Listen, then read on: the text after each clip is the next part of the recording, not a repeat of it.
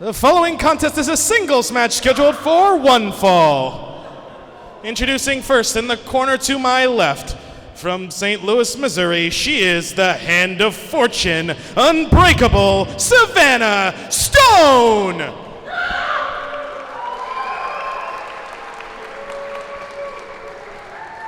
Introducing her opponent in the corner to my right, from the Children's Garden of Verses, weighing in at 160 pounds, they are a boy named Richie Che!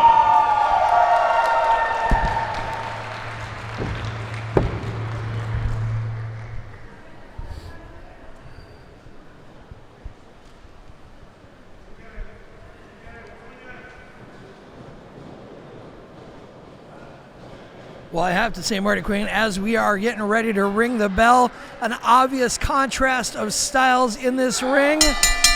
There we go. We are looking at a fiery intensity of Savannah Stone and the more flamboyant and a little bit more artist style of Richie Che out there right away. That's right. Showing it off. That's right, Halston Body. We see Richie Che offering the hand there for the start of the match. Savannah Stone wants none of it. She just came out looking angry. She had a determination in her eyes. She looks fiery, intense. There's something going on in her head, and from what I can see that's written on her arms, it says Dark Mind. Let's see how dark this match is going to get against the boy named Richie. A boy named Richie Che. And I guess the two lock up here. Action is officially underway here tonight at Santino Brothers Presents Put Up or Shut Up in Cudahy, California. I am Marty Quinn. I'm so grateful to be here with you tonight. To my left is Halston Body, and we are excited to have a full lineup of explosive action for you here. That's the prism of excellence, Halston Body. I'll have you, Mr. Quinn. I'm so sorry. How dare you? That being said, firing match right off the top here. We're starting off very intense, very calculating. Savannah Stone seems very focused, not having the games, not having the fun that Richie Che seems to be having coming out tonight. That's right. Savannah Stone says she doesn't want to play any sort of games. And yet Richie Che is here. Look at that curtsy, that bow. You can tell that their brain is not taking this seriously. Right, don't be fooled by Richie Che. He's taking it absolutely seriously. More words exchanged here from Stone and Che. Big boot misses. Richie goes low and kicks the shin out from underneath Savannah Stone. You got to watch out, Richie, for that pinning predicament. Oh, but the feet are up on the ropes. Got to watch that ring awareness. Got to be aware of where you're at in that squared circle. Now, Richie Che loves to play around. Like we said, he loves to experiment, loves to find new ways, pinning predicaments like that. Again, only a one count. But you got to be careful. You got to have that ring awareness. You can't put your opponent in the corner or they'll break out like we just saw. And don't be fooled. Just because it looks like Richie Che is having fun in that ring does not mean that they are not taking it seriously whatsoever. Another pinning attempt there from Richie Che. Very crisp, very technical coming off of Richie Che right now. They are looking for any chance to pin her to the mat, to finish this match as soon as possible. As you may know, Halston, they have faced off recently with Savannah Stone at both at other matches and tag team contests and at Fight Night Round 2 very recently at the Santino Brothers Dojo. They have unfinished business here. Absolutely, and I've seen Savannah Stone before. I've seen her at Level Up. I've seen her here at Santino Brothers. Tonight she's coming out with a little bit more of a darker mood, a darker intensity than I've seen her before. Reminds me of, as they say, shades of Ruby Raze, if you will. But however, she just, again, there's a bit of a different focus coming from Savannah that I've seen before. And speaking of focus, Richie Che has got it locked in. Some great arm drags and drop kicks. Taking control of the match. Here they come. Uppercut into the corner. Calls for another one. Puts a little flair on it with that roll. Savannah Stone kicks it away. Oh, and they're caught. Sent into that second turnbuckle. That'll stop a train dead in its tracks.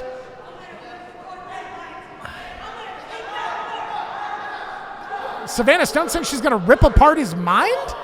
Oh my goodness. She's got to be careful. I know she brought a different intensity, and it's a darker intensity. She's got to be aware that she's still in a wrestling match. She is taking off her belt because a whipping's in order. This is about to get real violent, real fast.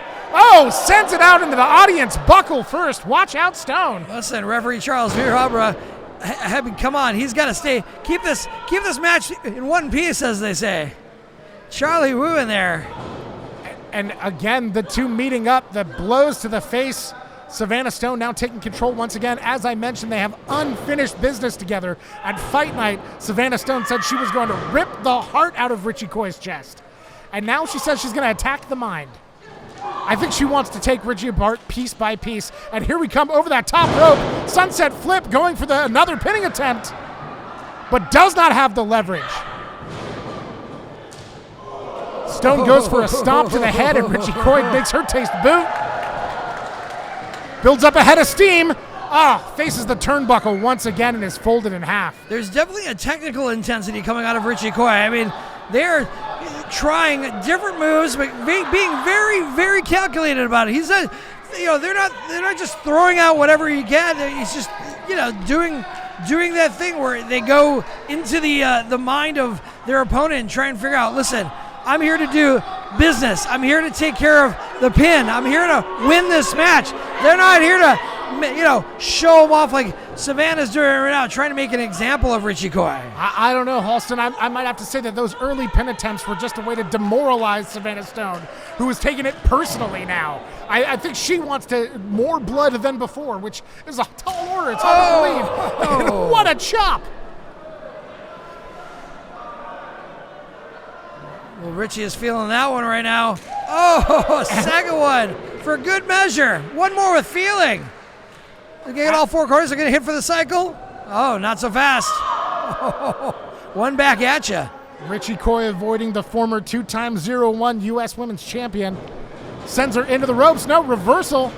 And a shoulder block. Once again, pasting Richie Coy to the mat. Goes for a cover of her own. And Coy gets the shoulder up. Got to fight a little bit harder for that pin. Got to make sure you get those shoulders planted down. Now it's time to pull the hair, apparently. Oh, no. Oh, whoa. A skull-crushing maneuver like the classic Tongan death grip or Samoan skull-crushing. Savannah Stone just going for sheer brute force brutality. It's what like Baron Von Raschke used to have the one-handed claw. Thank you. She's using double claw. Absolutely smushing his think meats into a paste. And counters the attack. Richie Coy now slowing down, showing signs of worse for wear.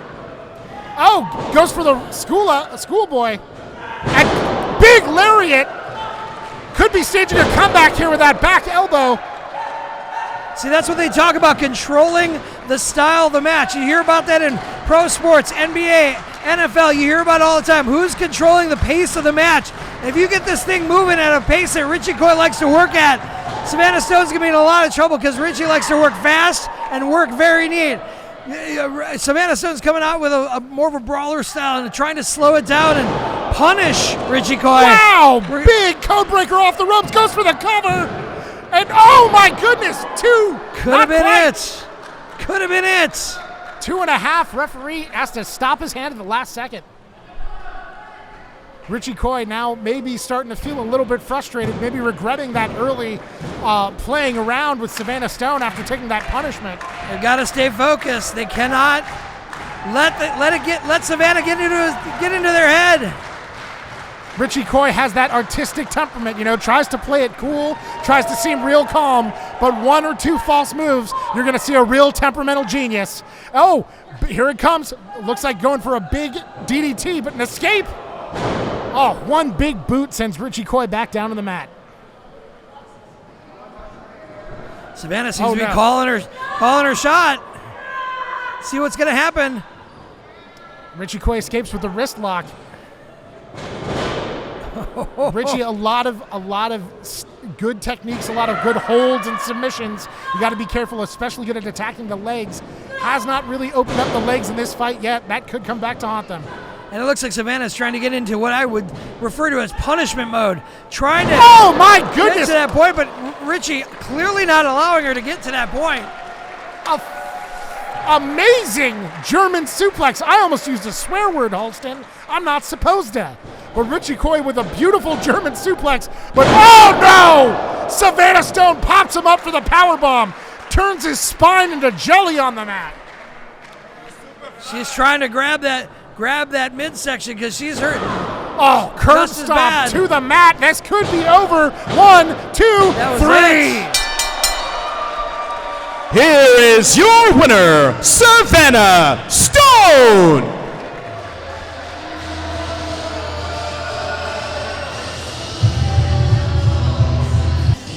Savannah Stone, can I? Hey. Can I get a word with you for just a second? You looked really impressive. You've shown up here at Santino Brothers. You've shown these people here in Cudahy, California, exactly what you're all about. But I think what we're wondering is, what is your mission statement for arriving here at Santino Brothers?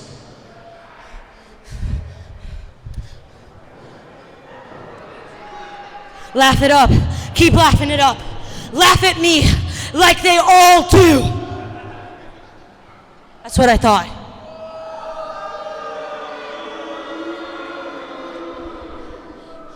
The mission and why I'm here, huh?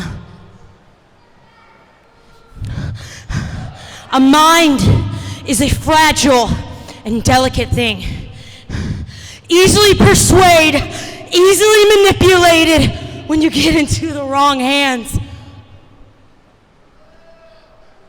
You don't even know what I'm gonna say yet, and you're booing me?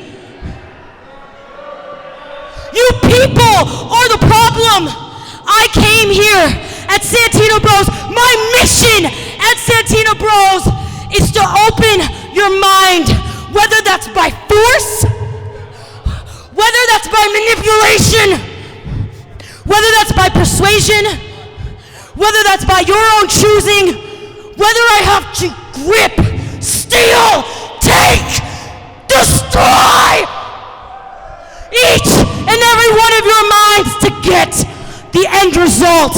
And that end result is the truth.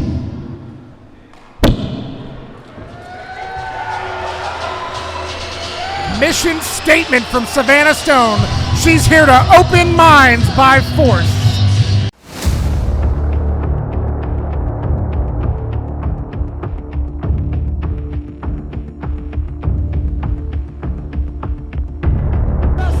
We thank you for tuning in. We thank you. Wait a minute.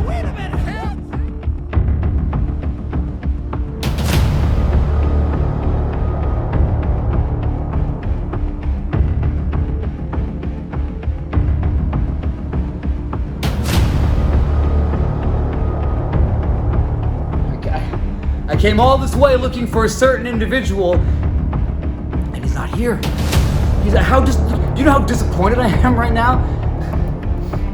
Because there's one thing in my life that I hate. It's unresolved issues. It's unfinished business. Like the unfinished business I had with Che Cabrera when I was defending my Santino Bros championship. Unfinished business I had with the Wolf Zaddies and their water boy, Damien Arsenic. Everything was going according to plan to get Ray Rosas some retribution. How good did it feel, Cameron, when you rammed that steel chair into my ribs?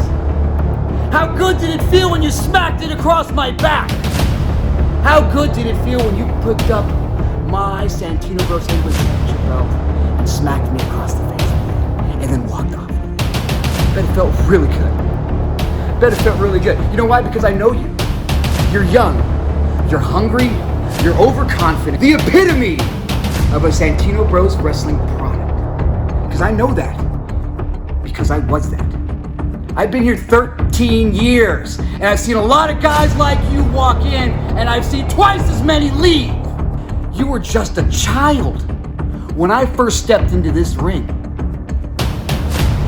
And now that you're older and you're a wrestler, are you man enough to step into the ring with good old Ray Rosas? Are you ready to start finishing school? Are you ready to take the test? And normally Ray Rosas is the kind of guy that's gonna hold the door open. Ray Rosas is the kind of guy that's gonna grab you, lift you up, and make you better. Ray Rosas is the guy that'll crawl so you can run. But not this time. Not this time. You shall not pass! Because I am now the gatekeeper.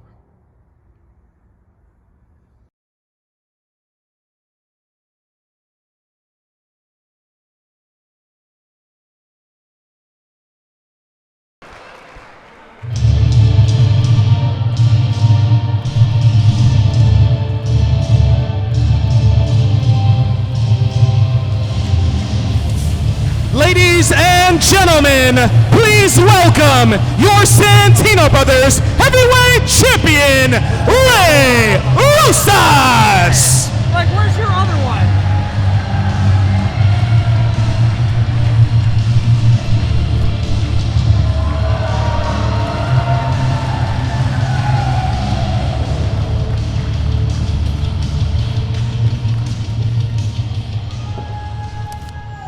Sup, y'all?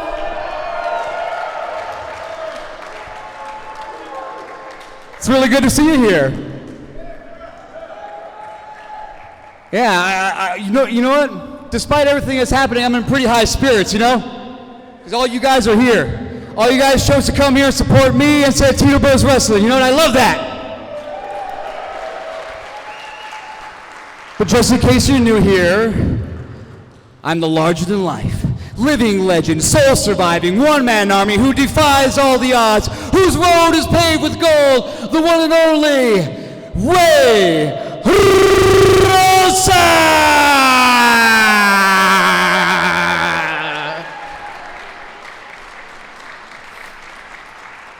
I gave myself chills. For those of you who remember last time I was in this ring, I had just defended my Santino Bros Championship. I fought hard against my former friend, Cabrera. You know what though, as much as his tactics were underhanded, he fought hard. I mean, he's a former champion himself, but I still managed to find a way. I still managed to find a way to beat him and put away Damien Arsenic, the water boy. I was gonna work my way through each and every wolf zaddy until I was satisfied, till my hunger for revenge was satiated. But then there was an interloper by the name of Cam Gates. Now, I would be upset, heck, I should be very upset, but I kind of admired what he did. To have the cojones to do what he did, attack me, hit me with my own championship, and then walk away with it? I mean, man, that's tugging on Superman's cape right there, isn't it? But you don't call down the thunder and not expect a response, right? Because here we are. For the first time ever, we're gonna have Cam Gates, the young upstart, against the legend that is Ray Rosas. And Cam, it's weird. I just can't fathom what it must feel like. When I first stepped into the ring, when I first debuted as a professional wrestler, you were 12 years old. And now, you're gonna test yourself, find out if you're man enough to be in the ring with Ray Rosas. Don't cut any corners, Cam, because championships are earned. They're not stolen.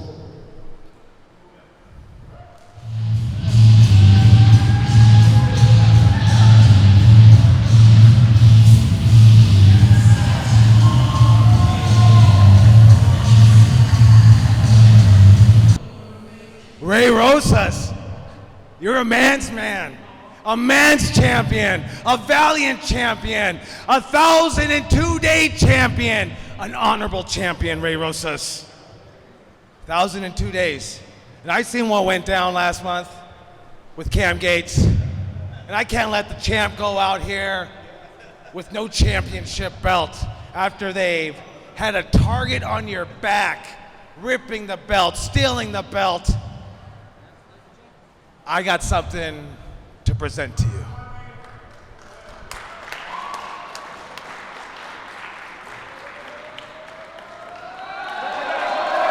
Upside down, it's upside down, it's upside down. It's upside down.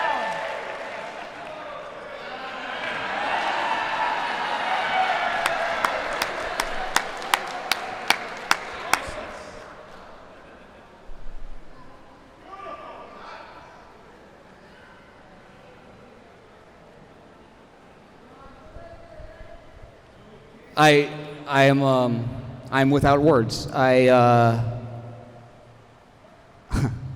want it really bad. I can't I can't accept this. I will accept it when I defeat Cam Gates. And only then will I take that belt from you. Because it's like I said, I can't just...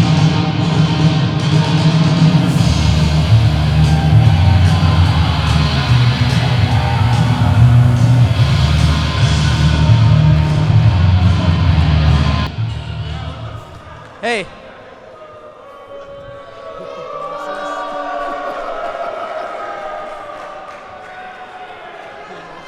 If this loser is too dumb to take this title, then I'll gladly take it. Because you know what? I already have the heavyweight championship right here.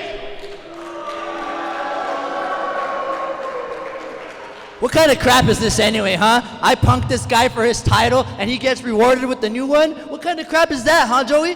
Huh? I was a Valiant champion too, huh? Almost 1,000 days. I was honorable. What about me? You know what, Cam? When I think of you, I just can't think but shake my head. You know, an honorable champion, there's always something going on in your matches. There's always something going on, and I'm glad you brought that up. I'm so glad you brought that up, because you know what? Tonight, Cam Gates versus Ray Rosas, for the first time ever, we're gonna do Anything Goes, a Santino Brothers street fight. Oh yeah. No. Listen, no countouts, no disqualification, no bullshit.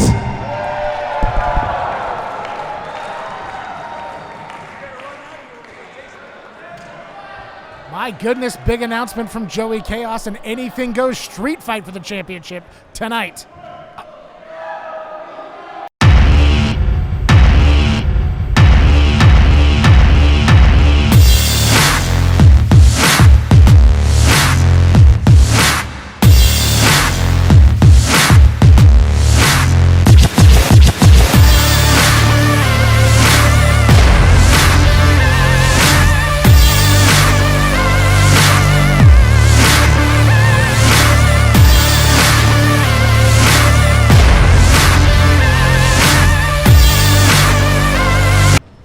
The following contest is a singles match scheduled for one fall. Introducing first in the corner to my left, from Tyler, Texas, weighing in at 318 pounds, here's the grizzled outlaw, Big Dick Haas!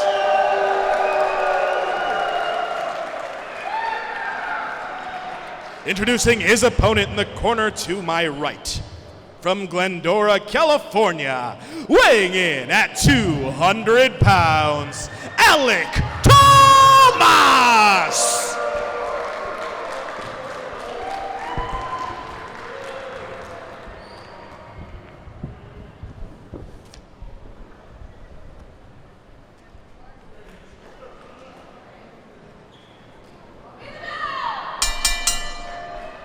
And here we go. Not getting the respect of the fans right away, Alec Tomas, but he has been getting the respect of the Santino Brothers locker room by taking on big match after big match and not being afraid to come back for more. Absolutely, he's showing a lot of determination. He's come back from injury. He's got a never say die attitude, and he's got the courage to stand up to just about anybody. And Big Dick Haas is no exception. You can see here with the size advantage, Haas is able to maintain control of the ring. He's a very dangerous opponent. And Alec Tomas is going toe-to-toe with him. We talk about size advantages or disadvantages in this case, but he doesn't necessarily have the height advantage in this one. He's used to taking on those opponents that are usually a little bit smaller, a little bit not as tall as Big Dick Haas, but right now Alec Tomas answering back and forth with some fiery chops and slaps, taking it to the big man. We can see him going blow for blow here, and Tomas taking control. He's not going to back down from anybody. Oh, but there we go, just like I said. Haas right there showing what I'm talking about. Giant. And goes for the cover. Right, using those giant catcher mats just to slap him down to the mat like a play toy. Big Dick Haas is used to controlling the ring throwing his opponent wherever he wants, placing him where he needs, gets the chop off, and wow! Tomas, now they're just exchanging blows, trading places. Oh, here comes big momentum. That sliding knee, watch out. Goes for the cover again. Oh, I thought it was over. It has been fascinating to watch Big Dick Haas transition into a strong singles competitor, used to being part of True Grit, one half of a team and working together in tandem with Big Jesse, but been on a tear with his solo work as of late. Absolutely big boot and goes for another cover there. Amazing drop kick from the big man. You're absolutely right. He's had some great success as a tag team competitor here at Santino Brothers, though his solo run has not been as fruitful as he would like.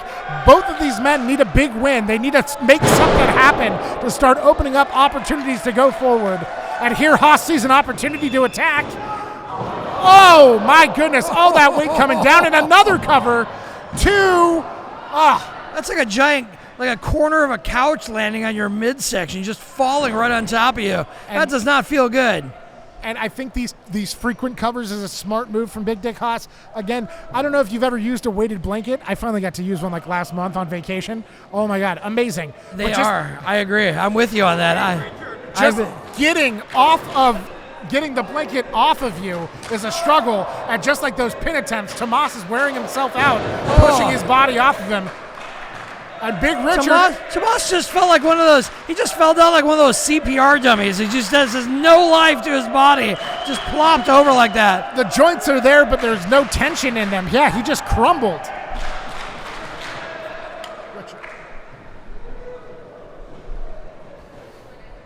Haas again sends Tomas across the ring.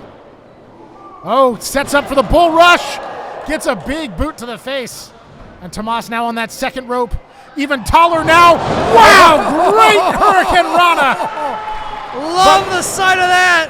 Haas already up and at him, but he takes a neck breaker there. He's got to take advantage of it, though. He cannot wait around. Haas getting up real fast. Tomas now again with control of the neck. Goes up for a tornado DDT and pastes BDH to the mat. Goes for a cover of his own. Two. Oh. Only two. Goodness gracious. I thought we were going to see a huge reversal of fortune.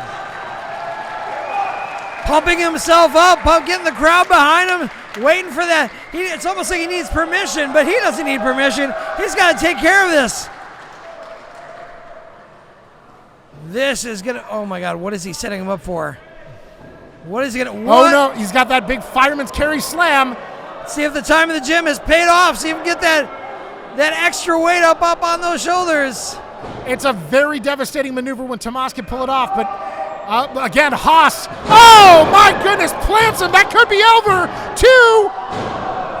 Haas is not somebody you want to treat lightly. You've got to keep in mind that body mass when you're going to put him up on your shoulders or lift him for any big damage. And unfortunately, Haas treated that pin a little lightly. That's why Tomas was able to kick out on that one. But now he's setting up. He's telegraphing something. Oh! Kick to the arm. Look out! Tomas coming down. Elevated pop-up cutter again for the cover. 1, 2, and oh, I thought this was all. Alec Tomas absolutely making the opportunities, seizing them when he can, going for those covers, finding openings on Haas and just exploiting them. He's got to open up the bag of answers because he's got more questions on his face. One of those questions being, how am I going to keep this big man down for the 3 count? Crowd's behind him finally. How is it going to, is it up? Here we go. Oh my God, he's got him up. Oh, it's up. This could be over. Oh no. Haas escapes and a huge right hand. Tomas dropping to a knee to throw his full body weight behind it. And now the forearm shivers. Transition to elbow blows now. Like Rock'em Sock'em robots just nailing each other in the face over and over again. Who is going to topple over? Knees are wobbling. Tomas using Haas for balance now. Both men leaning on each other. Wow. Big kick from Tomas. Answering each other 1 for 1. Oh my my goodness! That backdrop turns Tomas upside down and a lariat there! That could be it, it could be over! And that's all! Here is your winner, Big Dick Hoss! Does Alec Tomas even have a head anymore after that? That giant Larry, you can feel it from here. Big Dick Hoss finally getting a big win that he's been needing for quite a while. Hoss is a man who needs a little bit of momentum to get going, but once he starts, he's unstoppable. And I think we're just seeing the beginning of a run right now.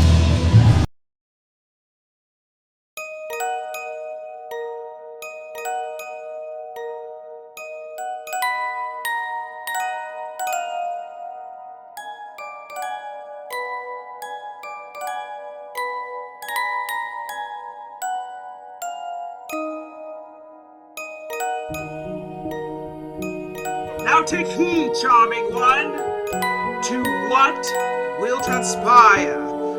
For the void itself can be past, but fate conspires. Through frights, through dreams, to break her ease, did bring the doomed one to her knees. And through the aid of the Queen of Pumpkins in tow, together we brought down the bloodthirsty foe. And if we stay on the road ever victorious, then you, dear charming one, shall be ever glorious! Yes. Yes, but careful, take heed, charming one, for someone seeks to block my gaze. An equal opportunity obstacle called Raze.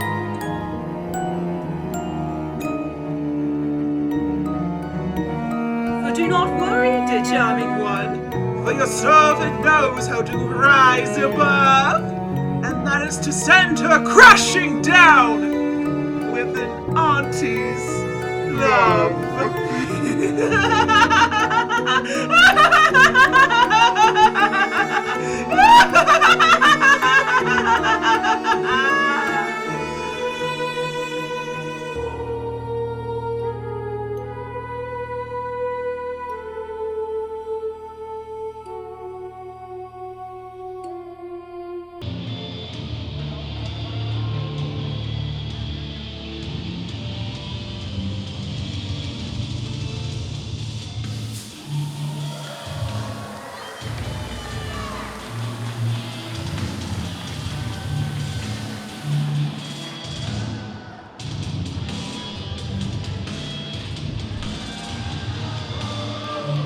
Well, ladies and gentlemen of Santino Brothers, trouble has just walked in the door.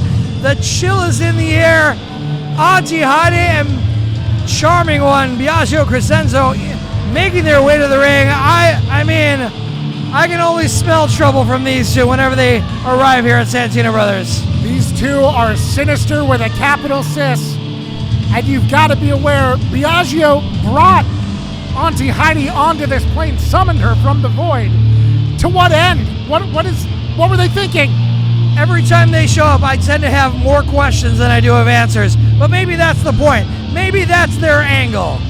Keeping you in the dark at every way possible.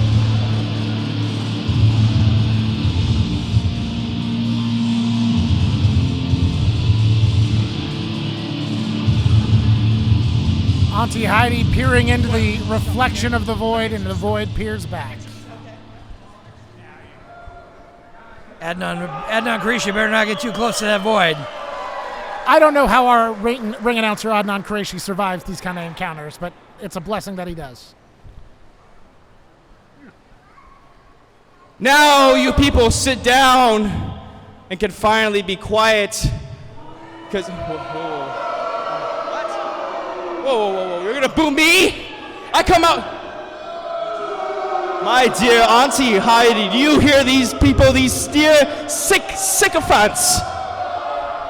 Oh, hush at you, for you stand in the presence of the glorious, the charming, Biagio C!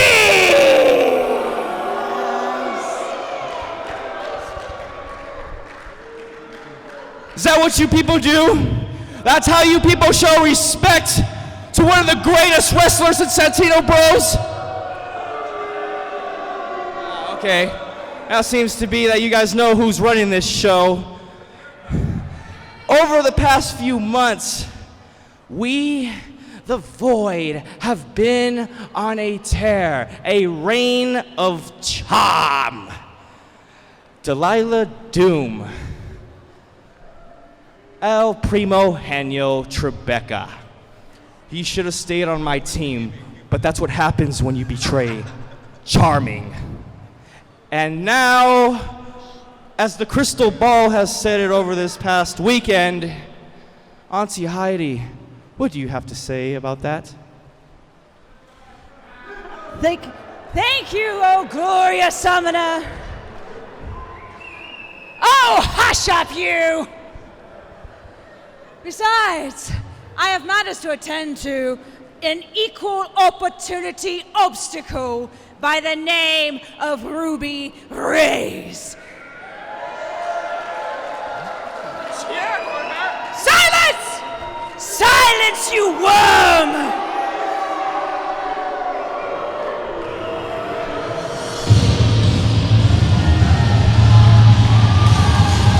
See this? Well, Auntie Heidi, ask and you shall receive. You say the name Ruby Raze, and lo and behold, the 805 Warrior has arrived.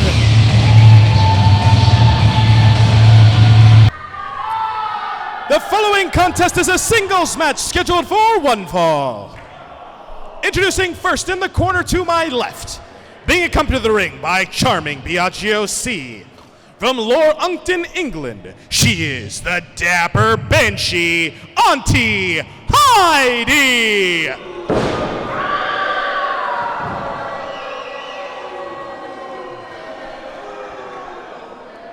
And introducing her opponent in the corner to my right, from the Badlands of Southern California, she is the equal opportunity ass kicker, Ruby Raze!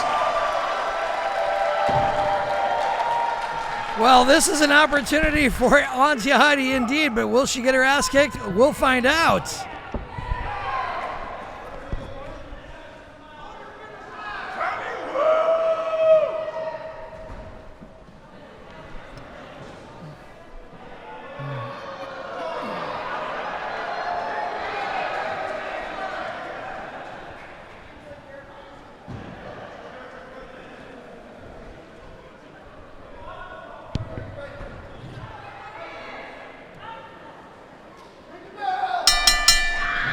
Oh, here we go, right off the bat, starting off hot.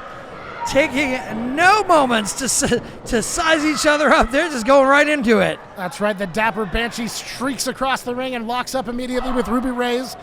And here we go. Ooh, referee Charlie Wu almost getting into the action there. And here comes Heidi with that lizard crawl and absolutely does not intimidate Ruby Raze. This match has been a long time coming, Halston. I believe back at Return of the King, I think. Oh my! Auntie Heidi now strung up, getting these clubbing forearms. You were saying about Return of the King. Return of the King. Auntie Heidi was attacking Delilah Doom with a chair. Ruby Raze came in for the rescue with a chair and beat Auntie Heidi. I think they've been waiting to have it out ever since. But Heidi's been dealing with her unfinished business with Doom, and now Ruby Raze getting this vengeance. Essentially protecting Santino Brothers, that big lifting knee, wow! That veteran status, that eye for what is going on. I mean, she's got to keep her eyes in the back of the head, but she's smart. She's smarter than the average bear doing that. But Charming Crescendo trying to get a leg up, so to speak, on Ruby Raze. Charlie Ruby better get a little bit of control over Crescendo out on that ringside. Biagio and Heidi have a very weird symbiotic relationship, and of course, wherever one goes, you'll find the other. So Biagio, of course, is going to be hanging out at ringside, trying to find those opportunities to pick an ankle or I've been in open his something shoes. up. I've been in his shoes. I totally understand it. I mean, you got to take advantage when you can, especially against somebody like Ruby Raze. I mean, I've gone toe to toe with Dom. I've gone toe to toe with Heather in the ring, having to take advantage of somebody like Ruby Raze before. So I get the viewpoint of a crescendo, but he's got to be careful. Nothing quite like having an extra pair of hands at ringside, and nothing quite like having a set of hands thrown into your face by Ruby Raze. Listen, Ruby Raze will knock the charming right off of him. Promise. These big strikes, the SoCal Smash Mouth style, popularized by Ruby Raze. Whoa! And another shriek from the Dapper Banshee. Is your mic still working? My goodness. I don't know if my ears are. Mine aren't. That knee to the midsection there, that kitchen sink, you got to be careful. Ruby Raze making the chase. That kitchen sink of her own, taking the wind right out of the bagpipes of Auntie Heidi. I don't know if we're going to hear another shriek like that tonight. Wait, what is she doing? She's trying to line that up. Oh, hard to get through those layers of velvet and I mean, that's crushed fashion. That's crushed velvet. She can't mess up her beautiful top there. Crushed velvet and ermine is my understanding. And another knee to the midsection. Working out on that. Oh, no. Ruby Raze's arms hung up on the ropes like a ritual sacrifice. And Biagio, here comes the Eye of the Void. That big running knee from Auntie Heidi and Ruby Raze looks worse for wear. Listen, the referee's got to be really. I mean, he's kind of losing control with Charming. Two on the outside, getting the advantage easily there for Auntie Heidi. It's almost like he's rubbing it in his face, like getting those warnings are. It's there's taking advantage, and then there's just blatantly cheating. And now Heidi with the fish hooks here. She revels in this cruelty. She feeds on dark energies of this sort of wickedness for wickedness' sake. Both of these competitors so menacing in a ring. Ruby Raze so decorated. Absolutely. One of the strongest fighters that we have here at Santino Brothers, and up after only a 1 count. Ruby Raze will dig deep, and can she match Heidi's cruelty with her own and survive this fight? Well, that's the thing. We could just, use the simplest of words and call Ruby Raze tough, but she is known for intergender wrestling. She's taken on the likes of Bateman and Brody King, and she's, Auntie Heidi isn't going to scare her with the levels of intensity she brings to the table. She's seen it before. She's tasted her own blood. She's had crimson masks before. Wow! A couple of devastating short arm lariats and that German suplex out of the corner. That's what Ruby Raze is all about. Powerful maneuvers. Goes for the cover with one hand. Biagio is livid outside of us, throwing off his jacket in disgust about what he's watching in the ring right now. Yet he's been part of the action in a ways that's only brought Auntie Heidi the advantage. Like I said before, Biagio now with the mirror, these two have such a weird relationship. When Heidi gets damaged, it looks like Biagio feels it more than just emotionally. Auntie Heidi with the ankle pick there, puts Raze on the mat, goes for the big leg drop. Oh my goodness, the cover could be all. 1, 2, and oh my goodness. What an upset that would be if Auntie Heidi got that leg drop to connect fully and taking the oxygen out of her lungs to get that 3 count. But Ruby still getting to her feet, still trying to fight back. Oh no, Heidi the losing vest another has layer. come off. What could this mean? Oh, the spear in the corner. You got to be careful. Choking the life now out of Ruby Raze. Again, this hateful, just maniacal attacking. Well, that's the thing you get with Auntie Heidi. One time you think, wow, she's really hitting this nice technical set of moves, and then all of a sudden, she just goes in for a deathly choke, breaking the rules and losing her temper. She's just, I guess that's where she gets it. She gets it from the void, wherever that is. Oh my goodness, Ruby Raze now with the big lift. Looks like a military press. Wow! Toppled to the floor, goes for the cover.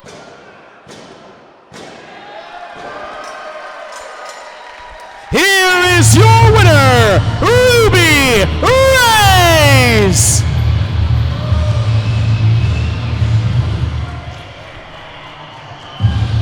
Ruby Raze now looks like she wants a piece of charming Biagio C.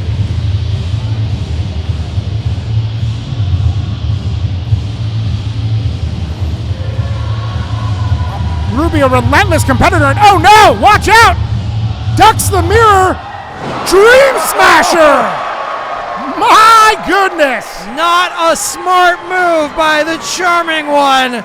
Again, she's gonna knock the Charming right off his face. Knock the hair dye right out of his hair. Not much Charming left to begin with.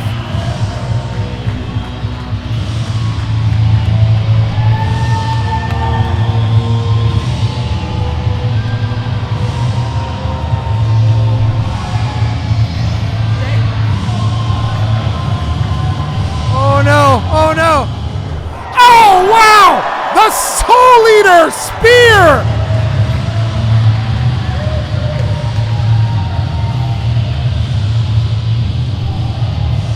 Ruby Raze clearing the ring of all the trash. She's had enough.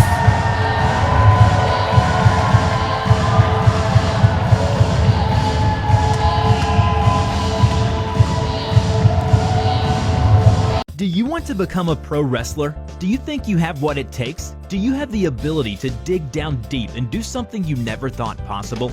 Do you have a dream? And are you willing to do what it takes to keep that dream alive? Then get in the ring. Learn how to unleash your inner ass kicker. At Santino Brothers Wrestling, you'll learn everything from basic roles, grappling, the moves, ring psychology, and character development. We'll give you all the tools necessary to wrestle a match with confidence and prominence. We have beginner classes starting every few months. Join Santino Brothers Wrestling Academy, where ass kickers kick ass all day. They say revenge is a dish best served cold. It's been 2 months since I've seen you in the ring, Heidi, and you want to call me out because I broke up your little celebration because I came at you with the chair when you were sitting there attacking a defenseless Delilah Doom? This was your revenge? How is this for revenge? Your shoulders on the mat, me, victorious as always.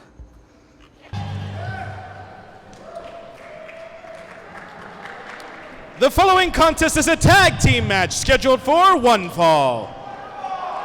Introducing team number 1 in the corner to my left. First things first.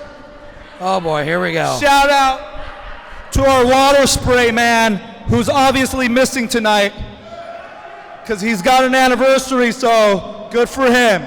So tonight, for one night only, some lucky fan gets to spray us throughout our match. What a treat. Who wants it? Who wants?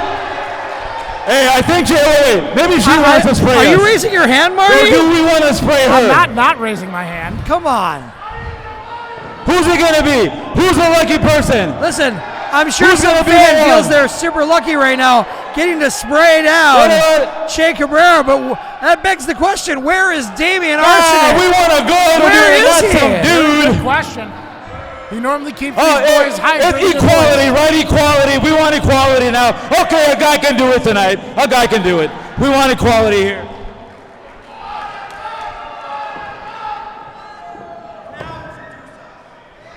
Introducing team number 1. They're the team of Latino Meat, Che Cabrera, and Raunchy Rico. Again, the power dynamics already seem different without Damian Arsenic being out there. I believe at the last show And you introducing said their Damian's opponents in job the could be corner done to by my just any right, rando from the crowd. at a combined weight Right. of 365 pounds, they are the team of El Primo, Genio, Tribeca, and La Mariposa, Dom Primo.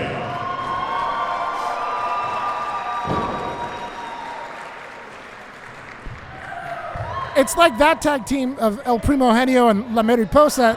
They glisten without the need of a spray bottle. Absolutely. I mean, they don't need the props. They know how to catch their light. Right. Absolutely. I may have taught one of them a few things about how to do that. Thank you very much. All right, Che Cabrera getting started to start things off against Mr. Kubrick. Ooh, and we're off. Dom Kubrick makes a dashing roll across the ring there. sizing up his opponent, Cabrera. Right off the bat, I have to say this. How is the dynamic of Raunchy Rico and Che Cabrera going to work when they are not, they're coming off of a bit of a, what I would say is a downturn. They don't have Ray Rosas being their friend. They don't have Damian Arsenic on the sidelines right now. They have some, I don't know, some imitation. It's like fake crab meat. It's not really crab. He's just standing there holding the bottle, not really spraying anybody. And then Bad Dude Tito isn't in town either. So, I mean, these guys are left out by themselves. I hear what you're saying, but these two men have teamed together plenty of times in the past. They have a combined 30 years experience of wrestling. I don't think they're too worried about tonight's match in particular as we watch Che Cabrera tee off on Dom Kubrick's chest. Kubrick fighting his way out, maybe making an opening for his own. Firing back the chops. Just slapping them. Oh my eardrum! What they don't know is that Dom kind of likes it a little bit. Oh, look at this move. With the leapfrog. Wow, beautiful drop kick at the apex of the pop-up. Plants both feet on the chest of Cabrera. As somebody who has managed Dom Kubrick, it is going to take more than just a few chops in the corner to keep him down. You could not be more right, Halston Body, and tonight here at Put Up or Shut Up, Dom Kubrick is partnering for the first time with El Primo Genio Tribeca, who gets the tag in right now. Right off the bat, since the bell was rung, they've been in sync, just giving each other communication. I see that their eyes are meeting up. They're giving each other verbal cues. This is going to be an interesting match if they can pull off the win. Absolutely right. Their opponents, as mentioned, have been tagging together for a long time, and this is the first time pairing for Kubrick and Tribeca. So just like you said, they've got to be looking each other in the eye. They can't just be in sync. They have to be Menudo and the Jackson 5 in order to beat a tag team like this. 1,000%. And wow, Raunchy Rico overpowering his opponent, but here comes the European uppercut.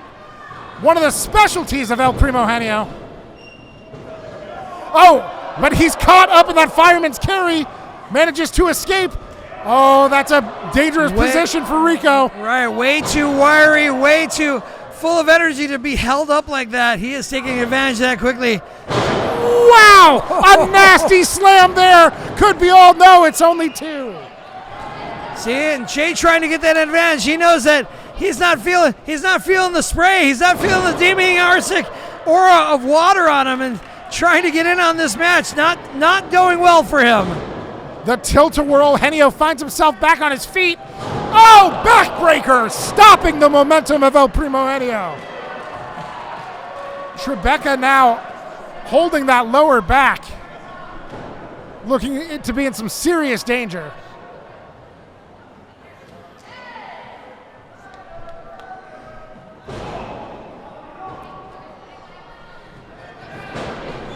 The duo combination here. Oh my goodness, sends Primo Genio crashing to the mat. Looked like a back body drop, but they spiked him down face first. Now it seems like a 2-on-1 situation because Dom is reeling around the side of the ring, but Primo's in there taking the abuse still, and Che Cabrera is fired up. Those nasty chops of Che Cabrera. The volume he's getting out of it, the bass, the intensity, the frequency, the pitch.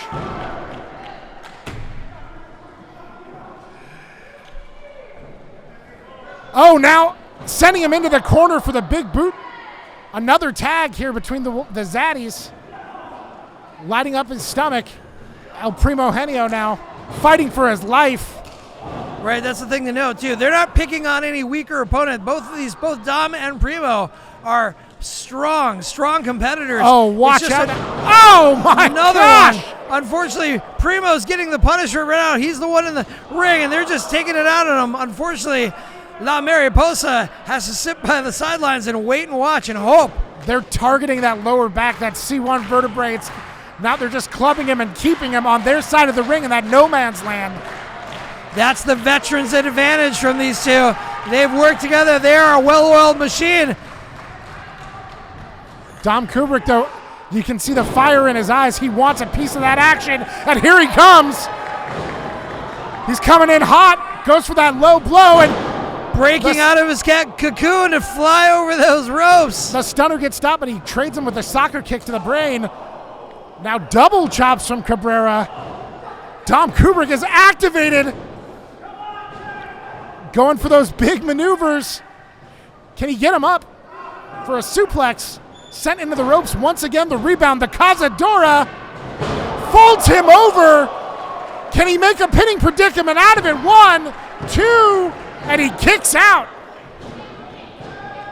Oh no, the illegal man now dumping Kubrick outside of the ring. Raunchy Rico just went on an absolute anger tear. It's almost like he just lost all control and has had enough. Sending Dom Kubrick into the first row and then into the corner ring post. See, and that's what makes these two so dangerous. You just set them off the wrong way, and they're just going to come at you with fists flying and knees flying and all sorts of things flying at you. Cabrera now for the cover again. The legal man trying to end the match. I think I may have seen Cabrera favoring one of his legs, and that right there, Raunchy Rico saw the injury of his partner and came in to cover his back. That's the kind of synergy that, like you said, the veteran advantage. Right. If you can give your teammate a little bit of a breather, a little bit of a break to rest up and get your scruples back, so to speak, that's the way to do it. And Raunchy Rico, being the pro that he is, clearly taking advantage right there. We saw Trebek try to go for a save after that snap suplex and a scoop slam to the mat. Trebek tries to go under the ropes but was holding his back. I don't know if he's going to be able to rejoin this match at full capacity. Slingshot senton from Raunchy Rico and a spit to the face. Uncouth. Absolutely uncouth. Trebek now back in the ring, but being kept outside by official Scarlett Donovan. Again, the brains. That's not just brawn coming from those two. There's a bit of brain work going on. This is why they're better they work better in a synergetic sort of way. They just know how to fight in the ring and to get away with things. Another cover, a quick roll up. 2. Dom Kubrick made an opening there, but the lariat from the depths of hell, and the cover. Like running into a brick wall. Good lordy. Raunchy Rico tags himself in now. Again, they're trading off, keeping each other fresh. All right, they're in sync. They are not Backstreet Boys. They are in sync, absolutely. Now up in that fireman's carry, a dangerous position for anyone. Kubrick finds another possible win here. Oh no, just a 1 count. But he escapes the hold, goes up for a crucifix now. Can he get the win? Raunchy Rico seems a little bit out of desperation, but he's wiggling around and trying to figure it out, but third time wasn't the charm. Driver could be the end for Kubrick. The cover, 2. Finding the strength from deep down inside. Dom Kubrick gets the shoulder up. Where is he finding it from? I don't know, but Tribeca seems hot. He's waiting to get in, and they're just being slow, methodic, taking their time, keeping the pace their own. That's how they do it over there. They're demoralizing. That's the trick here. They're ruthless, and they use these pack tactics. Oh my goodness!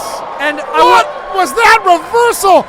Dom with that face buster maneuver that he's known for came out of that power bomb, maybe and see, this is the time that a Damien Arsenic would be absolutely necessary, but they've got the flavorless imitation store-bought brand over there in the corner just looking dazed and confused. Where is the spray water when you need it? Che Cabrera and Raunchy Rico are 2 of the toughest guys, the meanest bullies that we have around here. Oh, from the skies itself! Primo Genio gets the tag, comes in at a springboard. He is lit up like a Roman candle and firing off shots right off Raunchy Rico. This could be the momentum shift they needed.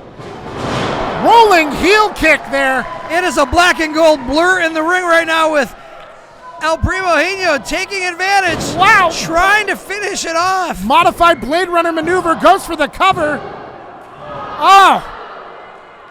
Wow, raunchy Rico manages to kick out there, using his whole body to get out from the cover. And the managerial side of me is coming out. You cannot hesitate on these guys, and that's what he just made that mistake by taking too much of a moment there. And now they're taking advantage, trying to get the wing kicked out of him. Primo Genio still within his first 5 years of experience wrestling. And again, his opponent, a combined 30 years. Oh my goodness! He finds the opening, manages to, oh no! But he turns it into a Hurricane Rana! Raunchy Rico looking dazed and confused, like what just happened? But Dom's got a hold of him. Hold on a second. Waistlock there could spell trouble for Rico, but he breaks free to taste a boot. And now the Unity, that flipping neck breaker from the ropes. Oh no, Primo the gauntlets Genio. are coming off. What is Tribeca doing? Here it goes. Oh! Wow! Over the top rope, second rope springboard senton for the cover. It's broken up by Che Cabrera. Cannot believe that. The veteran eyes and the wherewithal coming in there to save the day. Dom's trying to fire him off and get him taken out of this match. Neither one of them are the legal competitors, though, unfortunately. Oh. Dom! Wow, big bandera sends Dom Kubrick all the way out to ringside. Past the apron onto the floor. Primo Genio now fighting for his life, gets the boot up. Cazadora set up, but it's snatched out of the air! No. That's Cazadora combined cutter. That's gotta be all. 2 and 3. Here are your winners, Che Cabrera and Raunchy Rico. Can't quite call it an upset, but you're sad to see it happen. These two zaddies are walking away with the win tonight. I mean, they have to be a little proud of themselves. They did it without a spray bottle. They did it without a Damon Arsenic. They didn't need a bad dude Tito in their corner or a Ray Rosas shadowing over them. Applause to these guys for putting these guys out, but what a match. About as clean as it gets for a guy named Raunchy. And here we go. Making a dream come true today. Oh no! What are they doing to this fan? Oh, wow.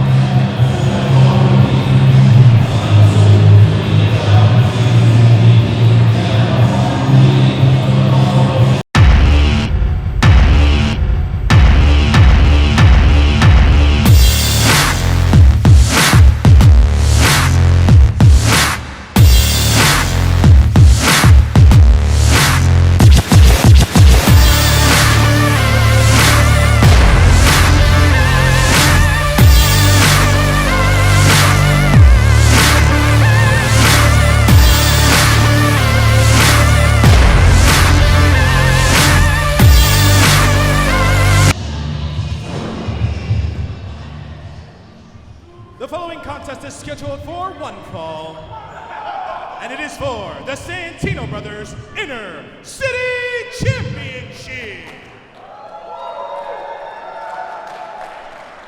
Introducing first, the challenger from the angelic wasteland. He weighed in this morning as a flyweight. He is a former Santino Brothers submission champion, La Mosca, Eli Everfly.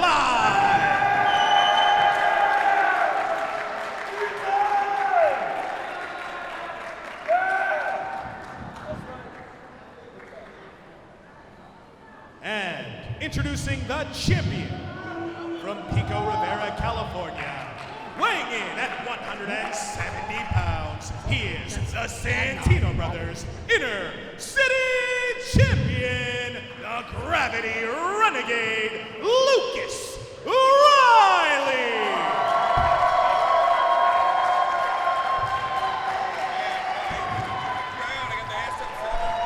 Well, in a one-on-one match, you look for the advantages and the disadvantages, and one of the things I would immediately want to bring up about Eli Everfly is he is a high flyer, but the problem is for him is Lucas Riley is just as tall of a high flyer, as high as a high flyer as Eli Everfly is. So this is going to be, hold on to your hats. This is going to be a wild match.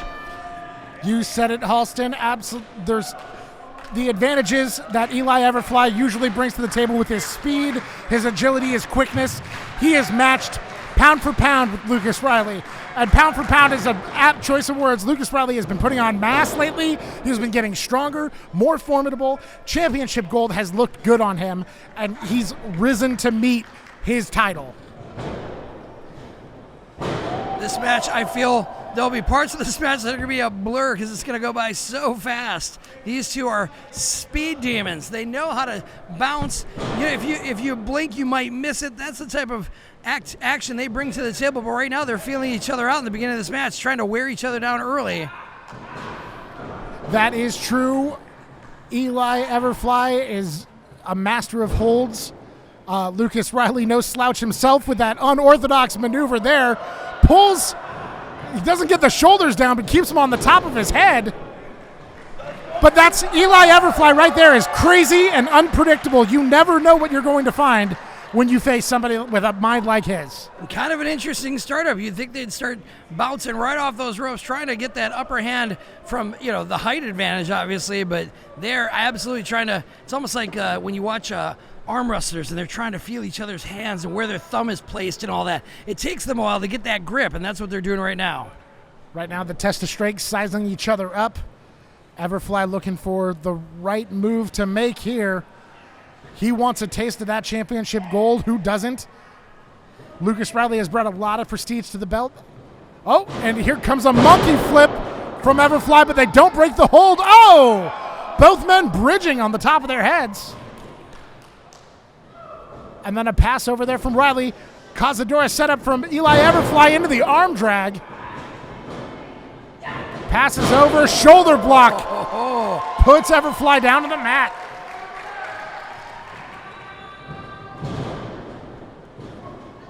Leapfrog. Everfly's waiting for him, but Riley rebounds into the ropes. Ready for him with that snap kick. Eli tries again. Now this time Riley with the Cazadora roll up and a stomp to the chest. Oh, it goes for the cover, crushing his rib cage like with a Mario-like bounce. Trying to make quick work, trying to make it an early night. Lucas getting the support of the fans here. He has been a champion so far. He has earned that belt. He's got to hold on to that title, and Eli is going to be a formidable opponent tonight. So far, it's been mostly Lucas Riley, but we'll see how long that lasts. Lucas Riley, a very energetic competitor, very spirited. Again, finding that momentum, finding that energy from the crowd here that's right there behind him. They were cheering him on during his entrance. Oh, my goodness! Big twisting DDT from Eli Everfly. He's now for the cover. And only a 2 count before Lucas Riley gets his feet up. Absolutely. That's the one thing I have to say right now is that that's the thing I love about both these competitors. They can turn on a dime. You think they're going one way, they can just take a 45-degree turn and cut you off at a moment's notice. And Eli Everfly turning that sequence right around, taking advantage of it and giving a surprise DDT. They're not just fast. They're not just quick. They're sudden.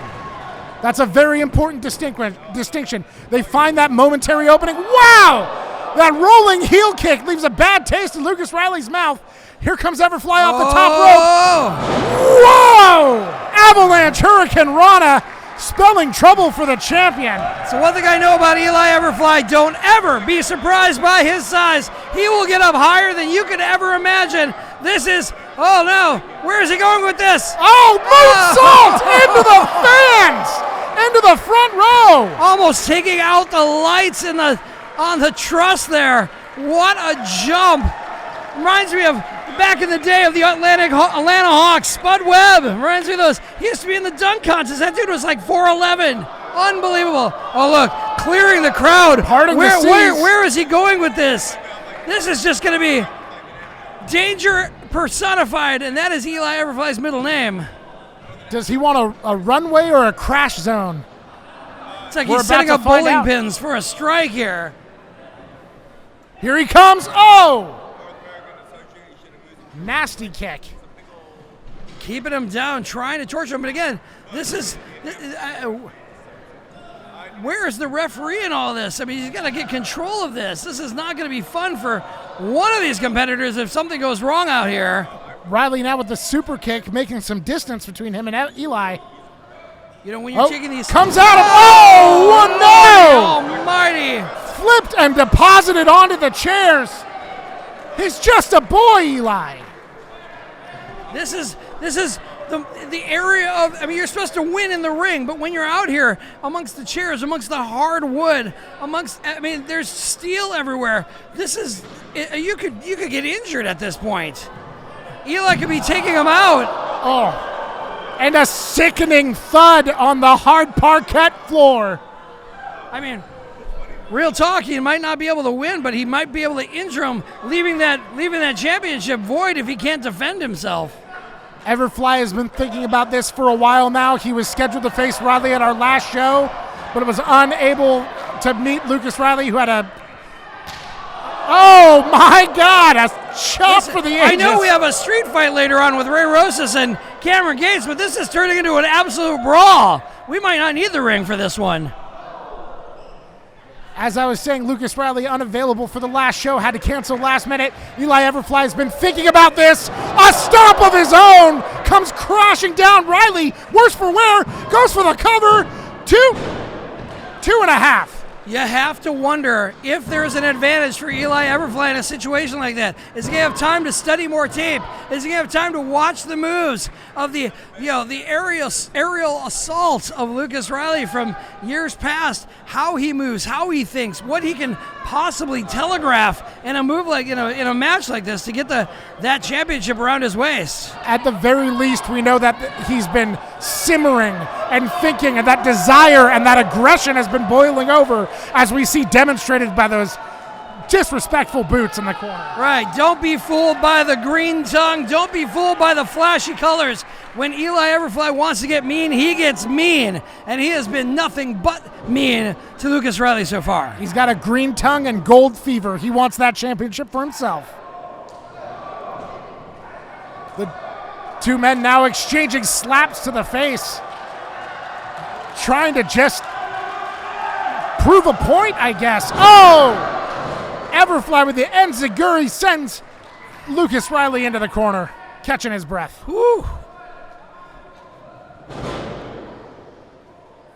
That Slapfest was like when a percussion team starts getting their rhythm. Just kept going and getting louder and louder. Trying to punish that arm, taking away one of the limbs. At least something for Lucas Riley to use.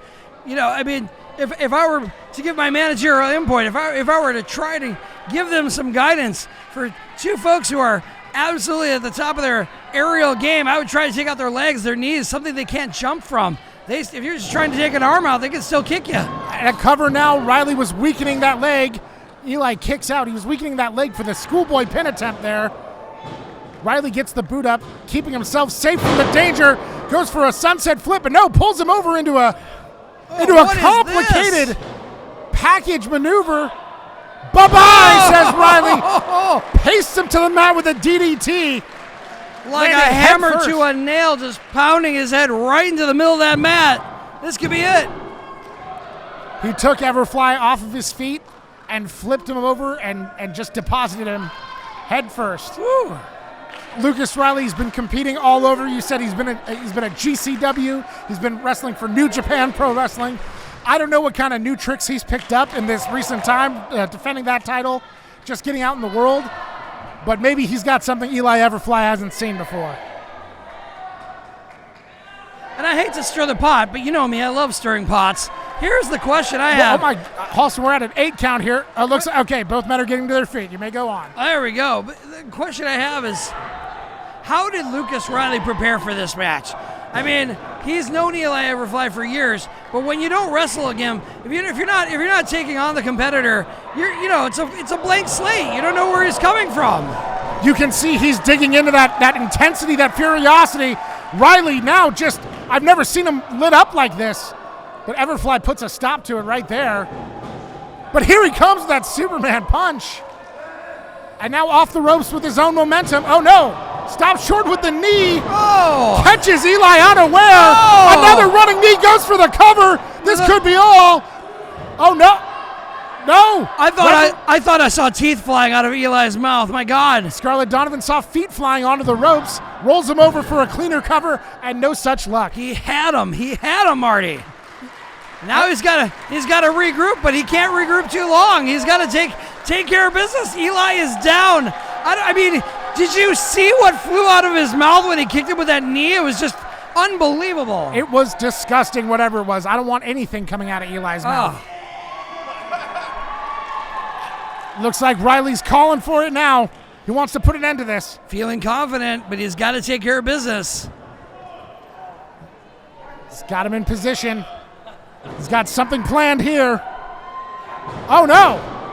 Eli escapes with a quick knee. Oh. And a spinning hand, spinning backhand, and a series of kicks. He's going to make himself dizzy this way. Lucas Riley with the look of a wild man.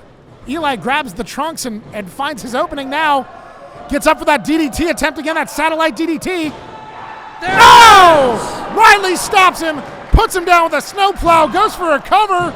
2.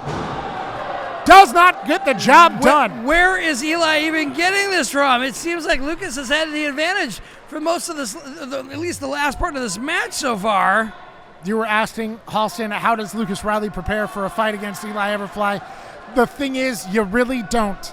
There's no way to know everything that he can pull out from under his hat or out of his sleeve because Eli Everfly is full of tricks. Even once he'll make up on the fly, he is unpredictable and crazy. Here comes Riley with the momentum now over the top rope. Flipping over the top of Eli Everfly. Cannot escape the kick, though. Everfly's got him where he wants him. Oh, no. Looks like a package pile driver. Oh, my God. Oh, no, that's probably it. Poor young Lucas Riley covered 2.8. Going for it again. He's found what works. He's going back to the well. Oh, no, a new technique. Oh, my God. Oh, spiking it harder. Gotch-style pile driver. That's got to be all. He's breaking the skull open of Lucas Riley, and no! How is this even possible? Eli is reeling right now, but he's not. He's doing the smart thing. He's trying to take care of business as fast as possible. Oh, that reverse frog splash! This has got to be it. 2! What? I just want to say the number 3. Come on! What else does Eli Everfly have? I just said he's full of surprises. You can't predict what he's got next. But Lucas Riley is taking everything he can dish out and then some. And you have to wonder how much energy Eli has after that series of trying to just knock him down one after another. 3 attempts with 3 big power moves, trying to win that championship. What is left? You can't give, I'm telling you right now, you can't give Lucas Riley any time off of that. He has got to strike. Get focused and take care of this. Eli's got to strike while the iron's hot, while his opponent is dazed. He takes him up to that high-rent district. Eli Everfly used to ruling the skies. He seems to have clipped the wings of the aerodynamic Lucas Riley. But here Lucas is firing back. What can he do from this position? Not the most advantageous place to be for either competitor. But again, high risk, high reward. Eli Everfly, never one to be concerned about his safety. I'm not one for fist fights flat on the ground, but one up 15 feet in the air is not even, that's even worse. A precarious position to be sure, Halston. What are they even thinking about doing up there? Oh, no! Oh, my goodness! Cutter 99 from the top! He's got to capitalize! Lucas Riley now with the speed. Here it is! That's the Cutter 99 officially! Goes for the pin. And number 3. Here is your winner, and still Santino Brothers Inner City Champion, Lucas Riley. I have to say, Marty Quinn, he earned that championship belt the way he did it against Cam Dates, with tenacity, with just whatever fortitude he could pull out of his gut. He's still holding his abs because he knows that's where he had to use the most to get the most results. But right there around his waist, That's where he'll be putting that championship belt tonight. And you know that's got to feel good to go home with that piece of hardware, that ultimate medal of your worth and valor here at Santino Brothers. Eli seeming to egg on another fight with him, but the match is over. Eli, you got to go home and rest up. Oh. Eli so proud of his pupil. How far that Lucas Riley has come. Who knows how long until Eli Everfly will get another bite at the apple, another shot at that championship. But as it stands, he's proud that he put out the best he could, and Lucas still stands tall.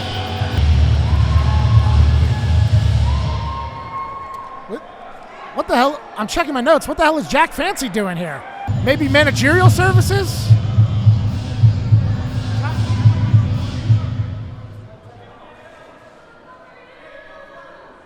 What is Jack Fancy offering Lucas Riley? Yeah, first of all, why is Jack Fancy even here? That's a very good question. And oh my, what is this? Whoa, whoa, whoa, whoa, whoa, whoa, whoa. Who is this? Someone attacking Lucas Riley from behind with a... What is that? Also, from my managerial standpoint, why is Jack Fancy here in the first place? It looked like he had something to offer Lucas Riley, maybe some guidance or management, but I think it was just a setup for this masked assailant. And again with that heavy tasseled object. I don't know what that is, but it's that making looks a like loud some sort thud. of suitcase, some sort of Samsonite or some Halliburton. The noises it's making are unholy.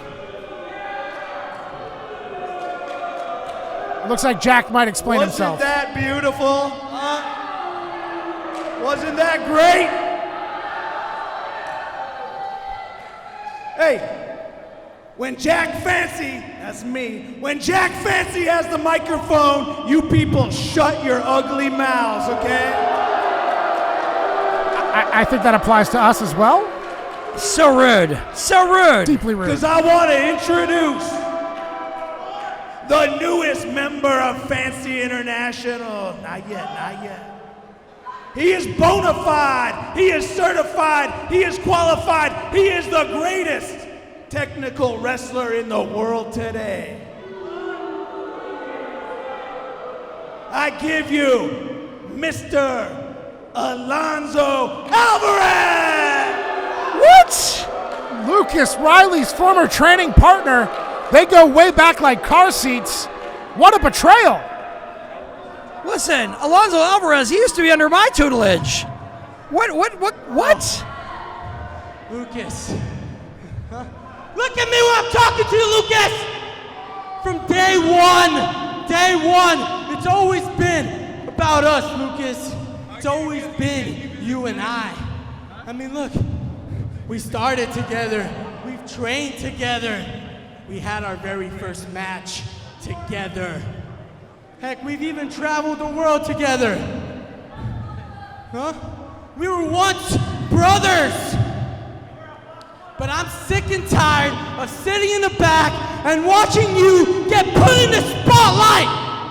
Being put in all these big matches, all these championship matches, while I have to fight my way for a spot on this card. But look at you now, Lucas. Look at you now. You're a champion, huh? Congratulations. See, all I've ever wanted when I got into this was to be a champion. That's all I've ever wanted. Huh? And now all I do, Lucas, is win and win and win. But let's be honest, Lucas, you and I both know that I've always been better than you. But now that I have Jack Fancy by my side, it's my turn to be put in the spotlight. It's my turn to be put in these big matches. It's my turn to finally get the championship opportunity that I deserve. So Lucas, June 17th, I challenge you for the Inner City Championship. And I want to prove to all these idiots and I want to most certainly prove to you that I'm better than you.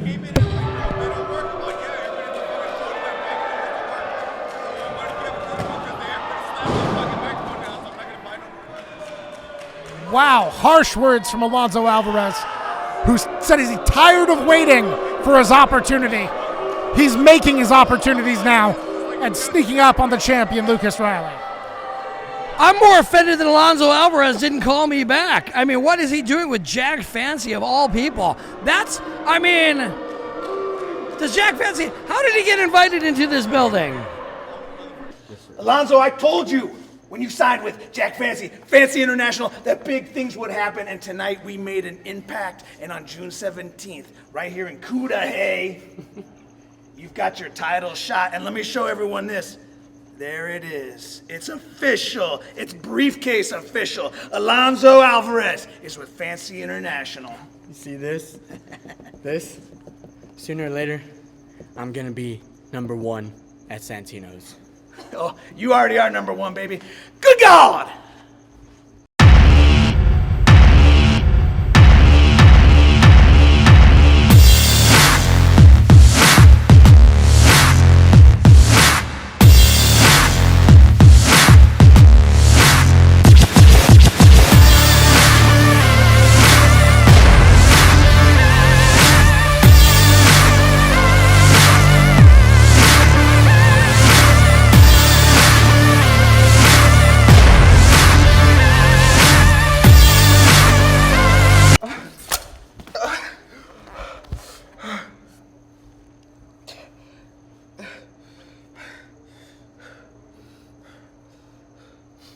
Alonso, I hope you're happy. I really do. You know, surprisingly enough, you made a lot of good valid points out there. We've traveled the whole world together. We started together. But you know what it comes down to? It comes down to jealousy. You saw me rise to the occasion, and you couldn't handle. You got left behind, and you couldn't handle. I tried to bring you with me, but you don't want it. You didn't want it. You'd rather put food on your plate, but take from mine. And yeah, it's over. 5 years. No, like almost a decade of friendship down the toilet. June 17th, I accept your challenge. Just know that I'm putting you down and you're not coming back up. You broke our friendship and it can't be fixed. June 17th, you're done. I'm not bringing you with me. You're done. You're getting left behind. You're done. You're fucking done.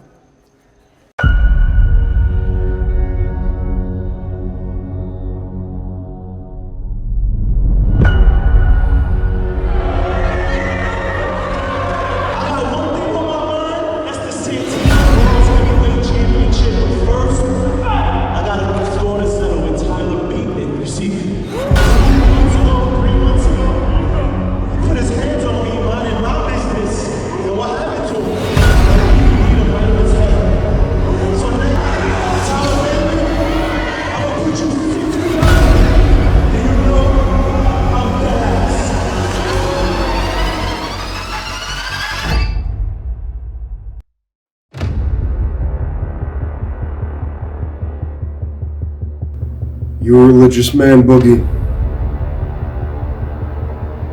I'm not.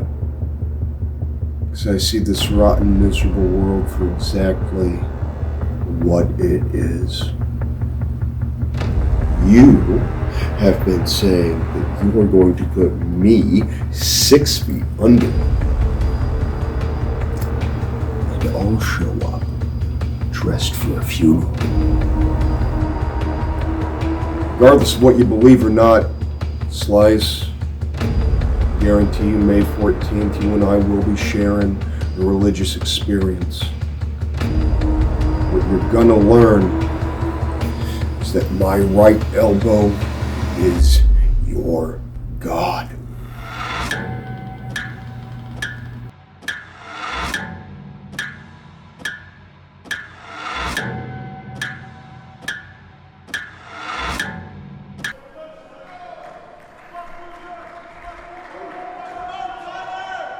The following contest is a singles match scheduled for one fall. Introducing first in the corner to my left, from Queens, New York, weighing in at 232 pounds, he is the king of the concrete jungle, Slice Boogie!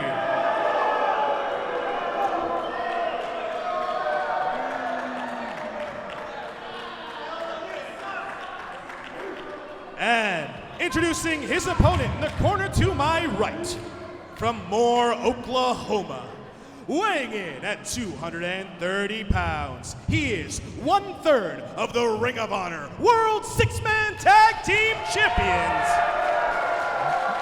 the goddamn man, Tyler Bateman!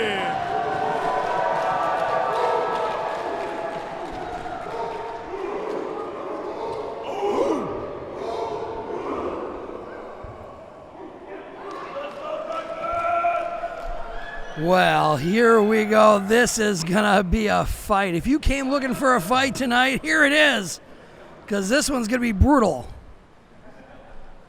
A hell of a matchup indeed. Oh, Slice Boogie trying to catch Tyler Bateman unaware.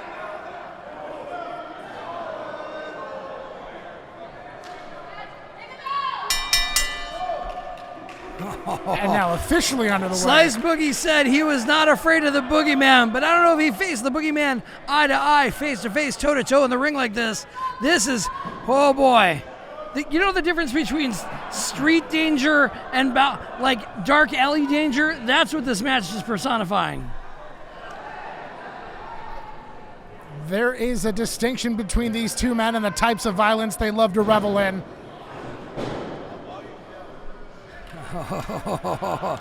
Bateman, so cerebral.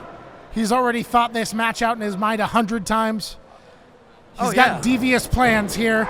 Oh, but Boogie with a kidney punch might have Bateman back at the drawing board, rethinking his whole strategy. Well, that's the difference. I feel like that's when we talk about the street smarts of a Slice Boogie. He just takes the punch. He takes the hit. He takes the kick. He's just doing whatever he's got to do to injure you.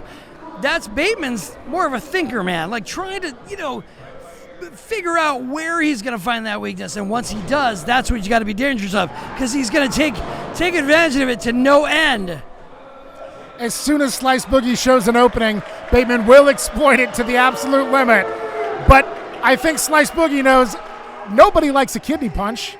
Everybody's weak to that. Just go for it. Right. No fun in the summertime. No fun during the winter. Right. It's an all-season injury that you just do not want to have.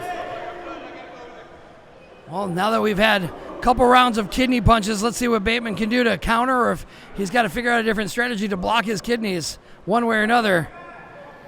The barking from the audience, confusing and charging up Bateman here. The two men lock up again, but Bateman goes for the unorthodox ear lock. No, actually, that's totally illegal. My mistake. Slice Boogie dodging these blows from Bateman. Bateman, an accomplished striker, one who can end a match with an elbow, a quick strike. You don't know where it's coming from.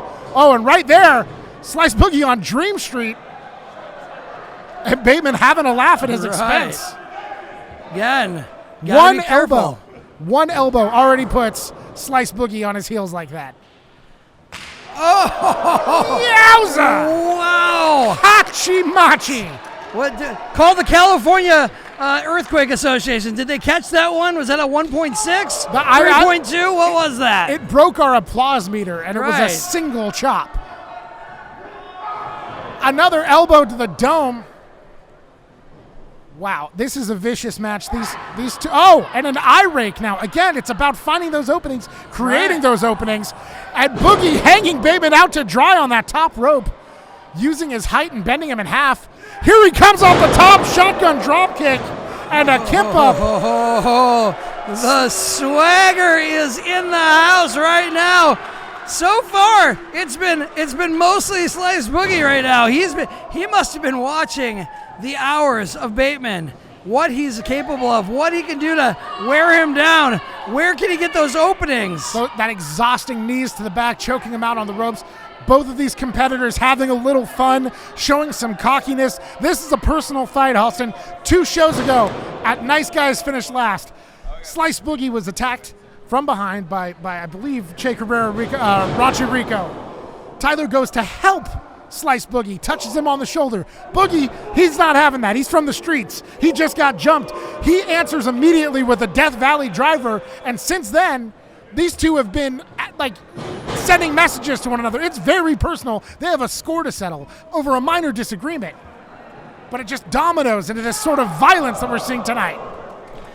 Well, I have seen Mr. Bateman many a times when that pot has been boiling over.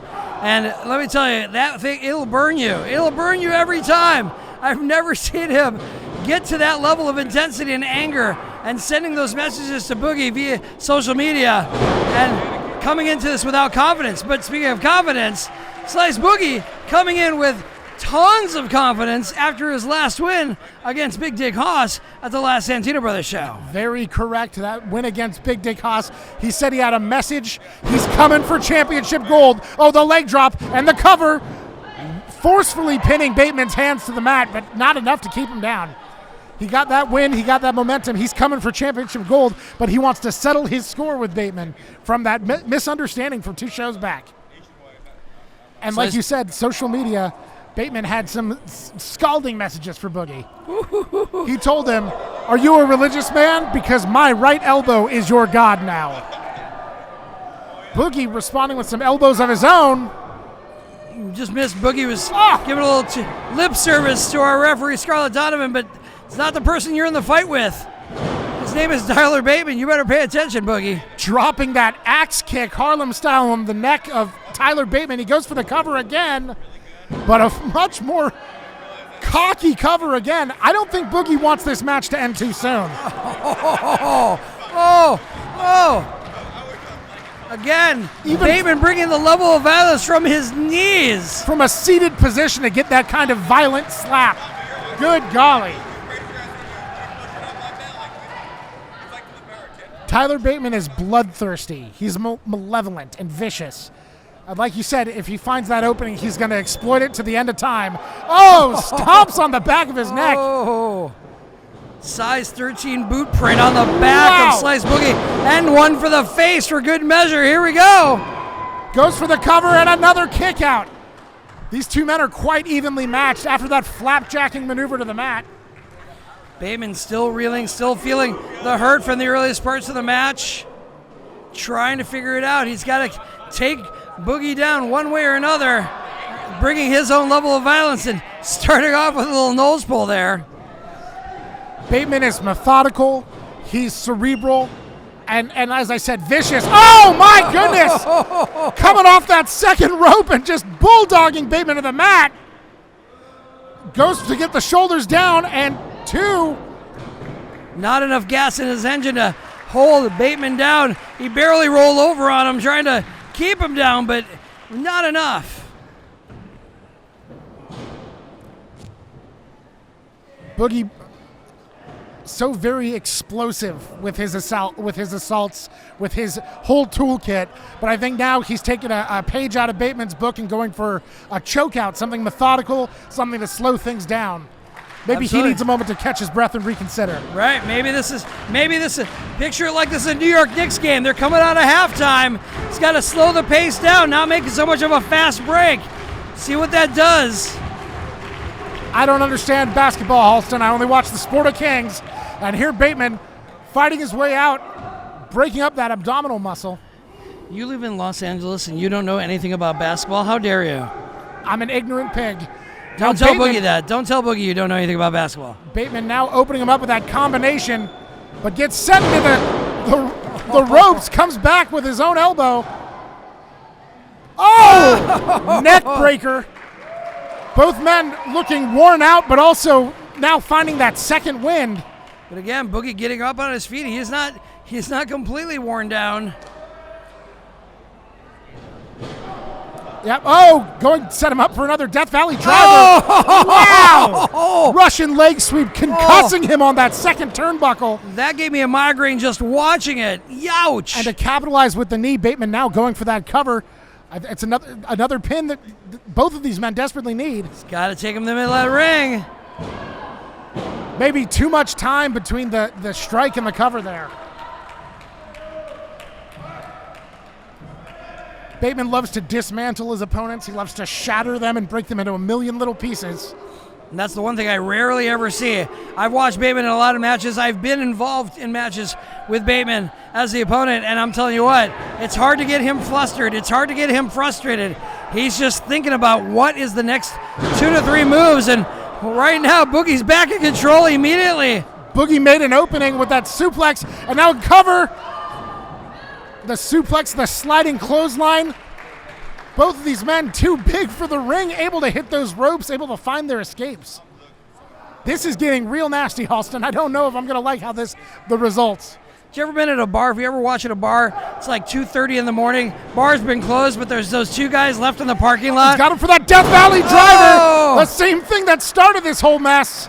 They're just punching each other, but you know both of them are kind of drunk, and they're just swinging wildly and stumbling to get up. This is what it looks like right now. But one of them is going to win. One of them is going to take the other one out. Boogie looks like he's calling for the 21st Street Special. Here he goes. He's up. And oh, my God! Catching him out of the sky with a big elbow. Tyler Bateman could have ended the whole match right there. Hit signature. Oh, there it is. Wow, goes Brainbuster. This could be all. Again, only a 2 count. How rugged, how deeply tough in the bones is Slice Boogie to kick out of that. Again, the toughness levels. You don't just take the punch and lay down. You keep getting up. You keep trying to fight. You keep trying to get that win. And Slice Boogie, again, coming off big opponents in the last few Santino Brothers show. Tyler Bateman's no different. He's got to figure it out. Oh, he's going for a dead-ass driver. Oh! Dead-ass driver spikes Tyler Bateman down. This could be it. Boogie using every move in his arsenal. 2. Bateman again with his shoulder up just in time.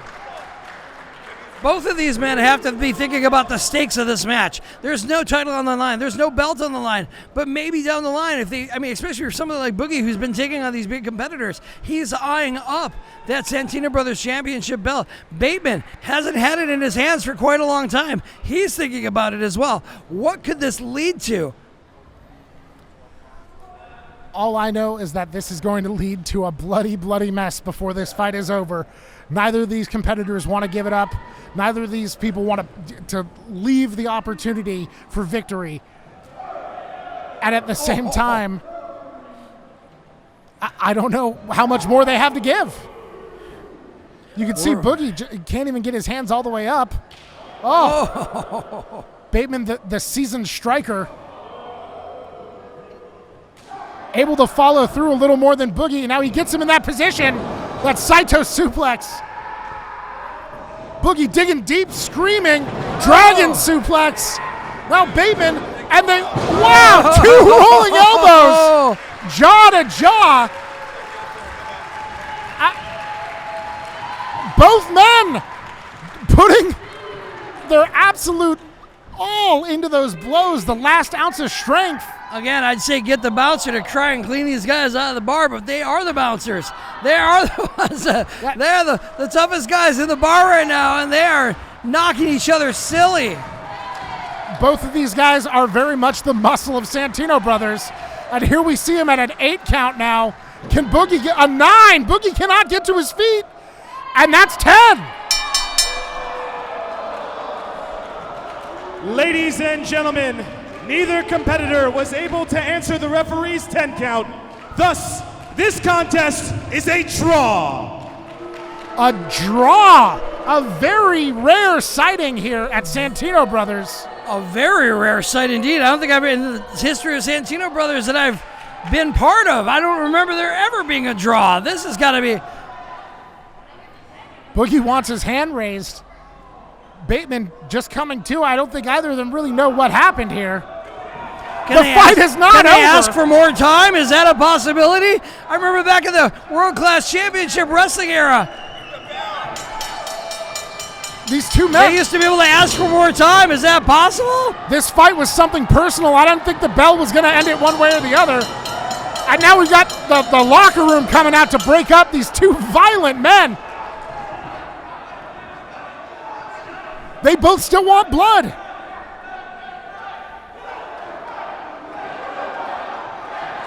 The crowd totally getting into it. See, they're feeling that vibe. Let them fight. Let them go at each other. I'll give them another 5 minutes. Come on. I feel like we're at the Coliseum, like the ancient Coliseum, not down the street.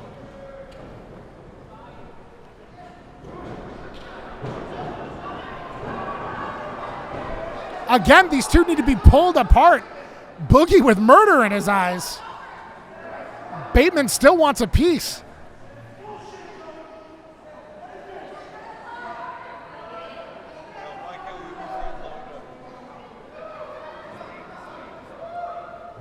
Bateman now escorted out of the ring. I think he's trying to find another angle. I was almost about to say, why is fucking Cam out?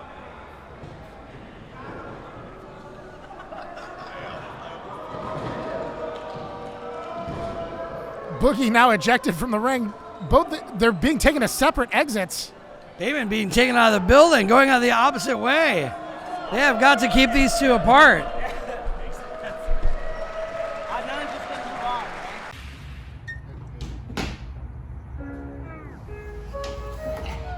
That's what I thought. I knew Ray wouldn't be here. Of course Ray wouldn't be here today, because he doesn't have this.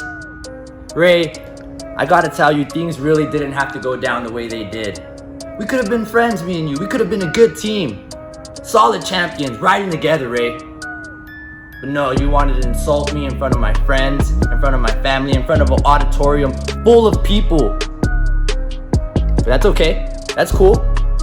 Because the night worked out in my favor anyway, Ray. Look what I have on my shoulder. The Santino Bros Heavyweight Championship. And you know what? I'm glad that things worked out the way they did, Ray. Because I'm having the time of my freaking life with this thing. Okay? Me and this title are living it up every day. We have breakfast together. We read books together. We do puzzles together. I love this thing, Ray. And I'm not letting it go. If you were a real champion, Ray, you would have never let this thing go either. Now I got this, and you have to come get it. And if you want it back, Ray, you're gonna have to come and beat me for it. And that's just how it goes. I mean, let's be honest. You don't even look like a champion. You got this gray hair, this stupid beard. And when you get in there with me, a true athlete, a specimen, like Cam Gates, the young Bo, you just can't compete and you can't compare, Ray.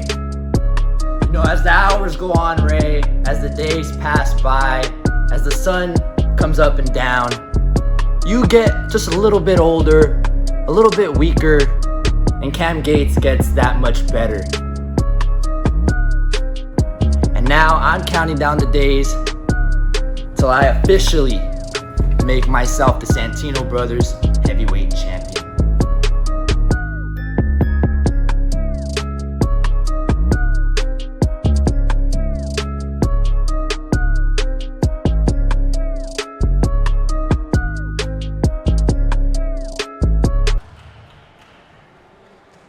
Ladies and gentlemen, it is now time for your Santino Brothers Presents Put Up or Shut Up main event.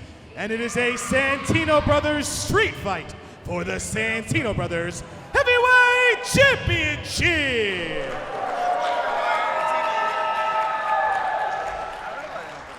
Introducing first, the challenger from Parlier, California. Weighing in at 170 pounds, he comes highly recommended, Cameron Gates.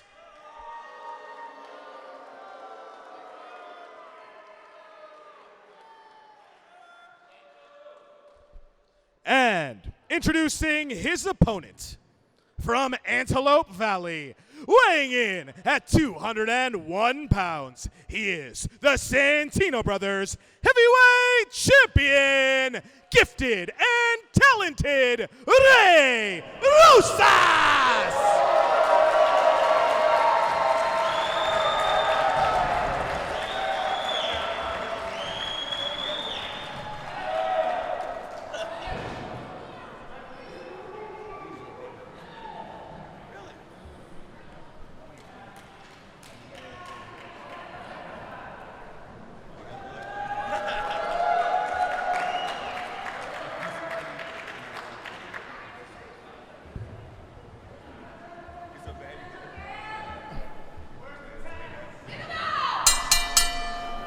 And now the main event, Halston body of Santino Brothers presents Put Up or Shut Up.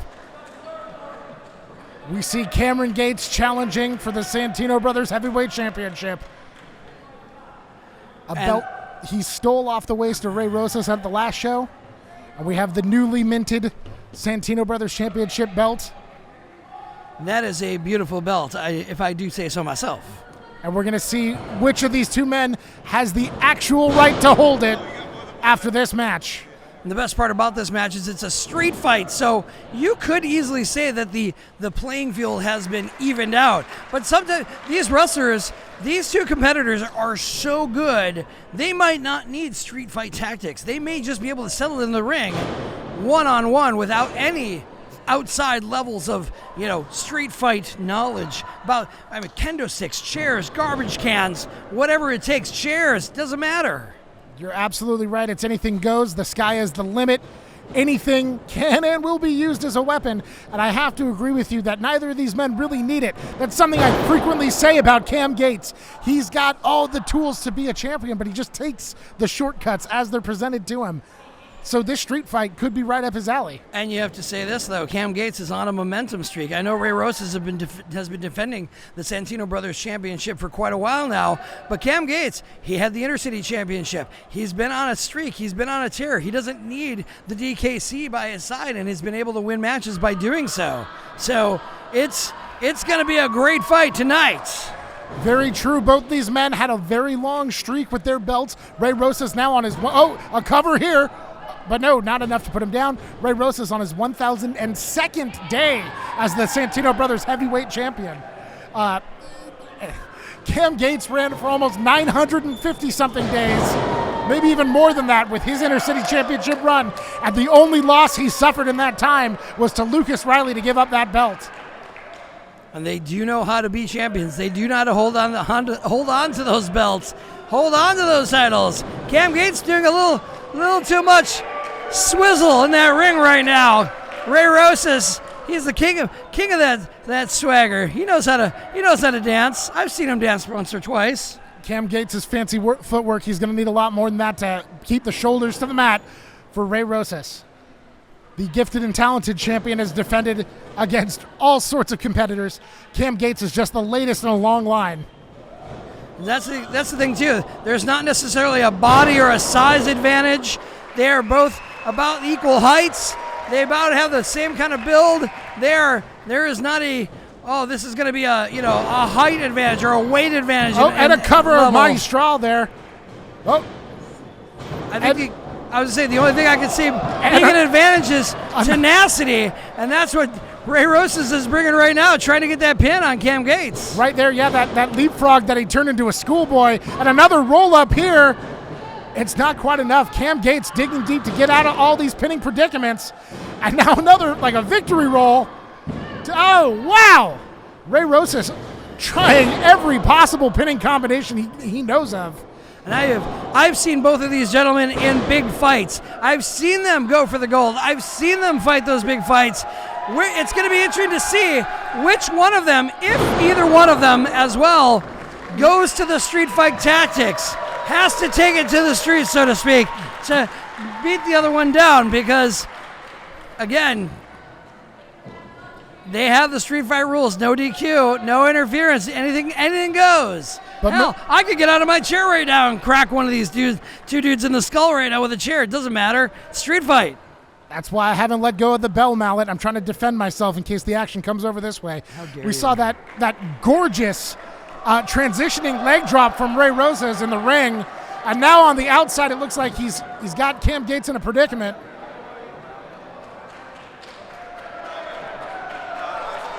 Gates on all fours crawling his way. Oh no, Ray Rosas telling the audience clearing to the clear audience, getting them out of the way. This is not a good place to be. Once again. Oh! I hope we get the deposit back on those chairs. Good God. Just dumping Cam Gates spine first onto the front row. I think we broke a chair. Apologies to our front row spectators.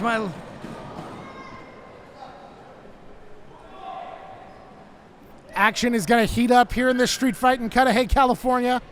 Thank you all for joining us here at Put Up or Shut Up of the cover. No, just a 1 count. We've got the championship on the line here in our main event match. Right, I feel like this fight is just beginning. We're just seeing the touches. We've only had a little bit of action on the outside. If this were a Monopoly board, we'd only be on the blue section in the front of the board. We have yet to get all the way down to Pennsylvania Avenue or Marvin Gardens or Boardwalk. But right now we're getting into Chest Chop City right now. Cam Gates on roller skates goes all the way back into the corner. At Rosas with that closed fist. On a street fight, it doesn't matter. He can stay there all day. Right. Referee Scarlett Dominus, she can just kick back and relax on that one. Oh, and catches him, stops the momentum, and drops him into a backbreaker. Oh, that was crisp as a bag of ruffles, I'm telling you. Woo! It goes for the pin. Only a 2 count.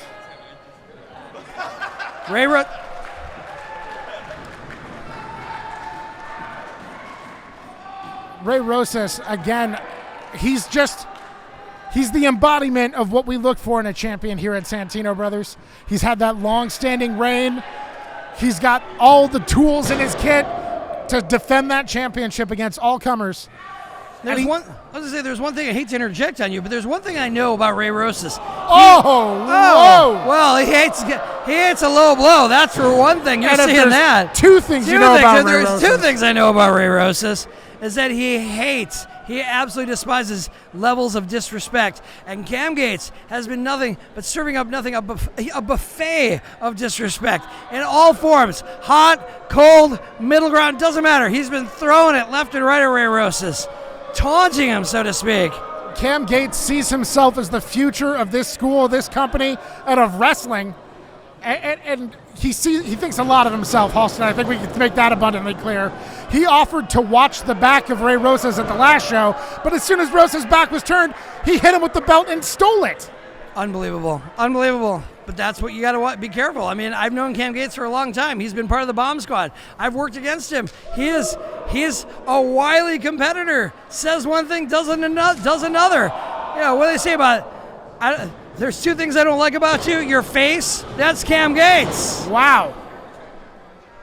Cam Gates is indeed dastardly. He is unscrupulous. He's going for the cover here. Oh, I thought we almost had the beginning of a championship reign.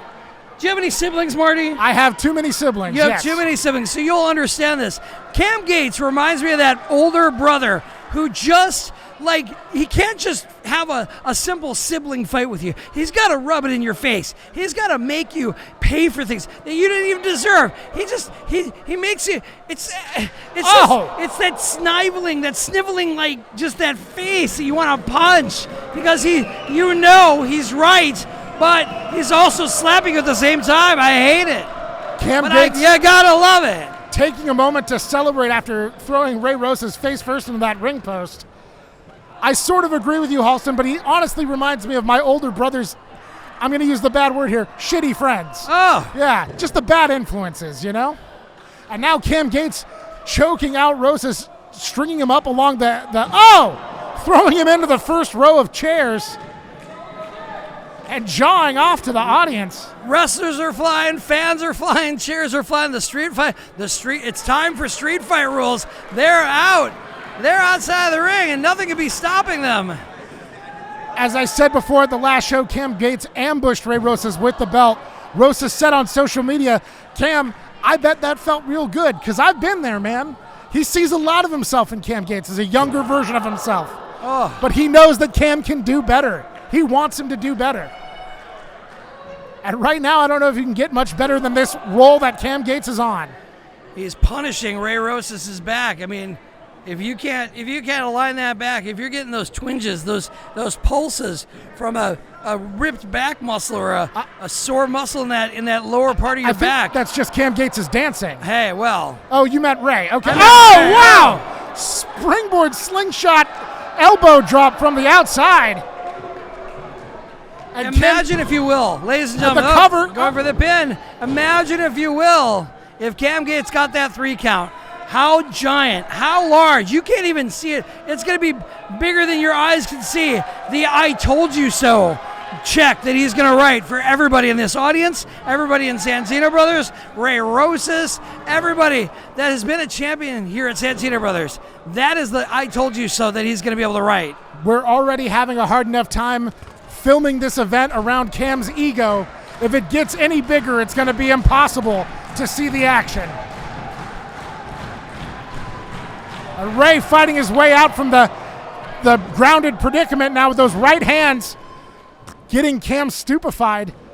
Brings him up for the suplex, but no. Cam Gates, wow! Wow, what a maneuver there with dropping him and following up with that elbow drop immediately. It's one thing to know about Cam Gates. He still has plenty of answers at the back of the book.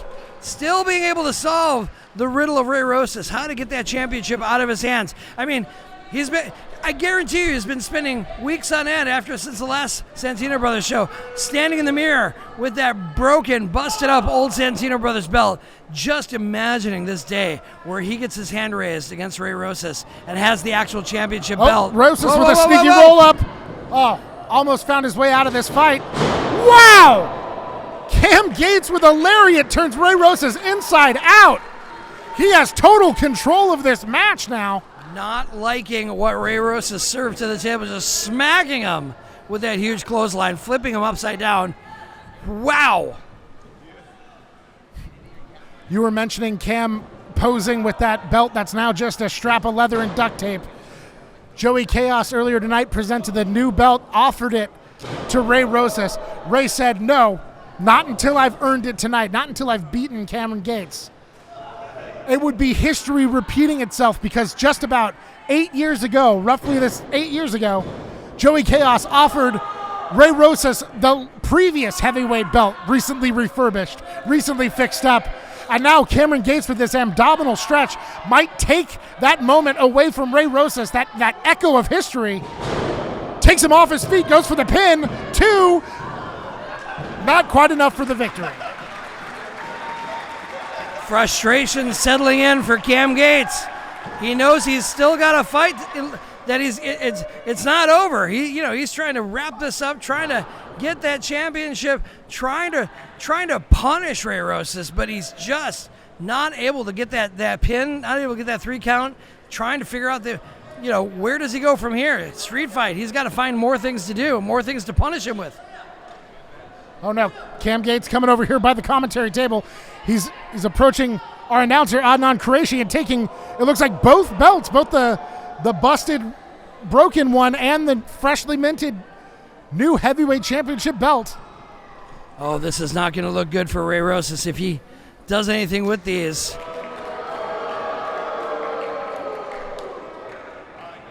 Ray Rosas is a 2-time champion.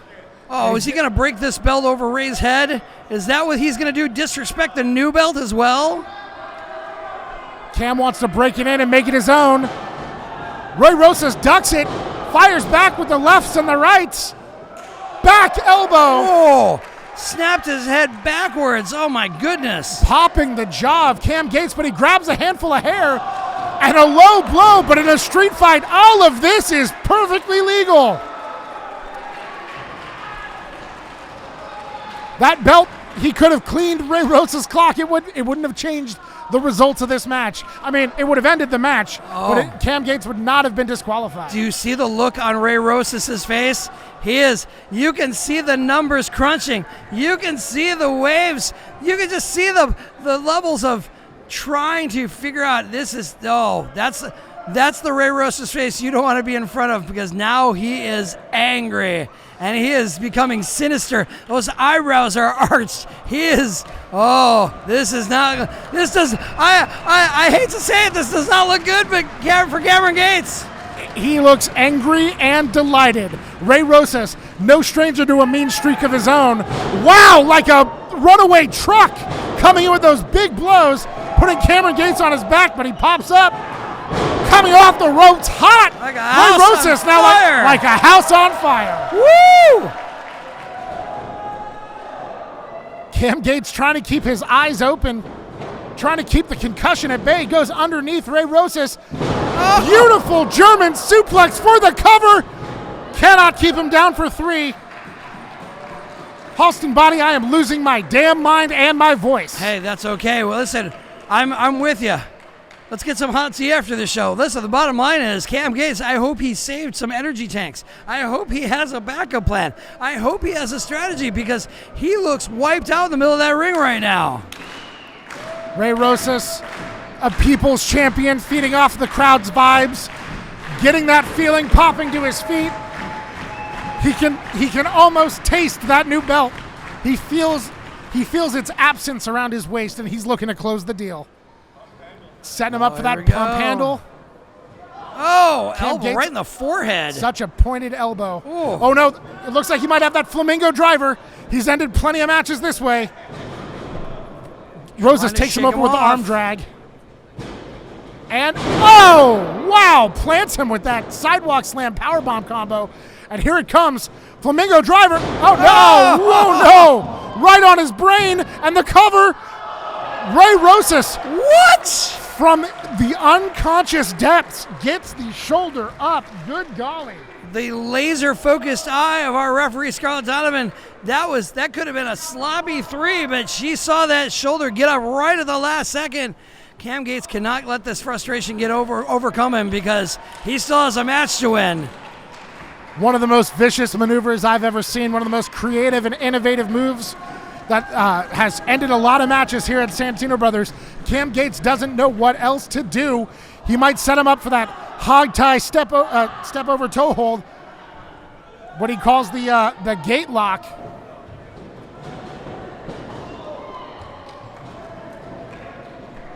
Rosas makes some room, comes in with that careening abdominal shot, enziguri to the back of the brain.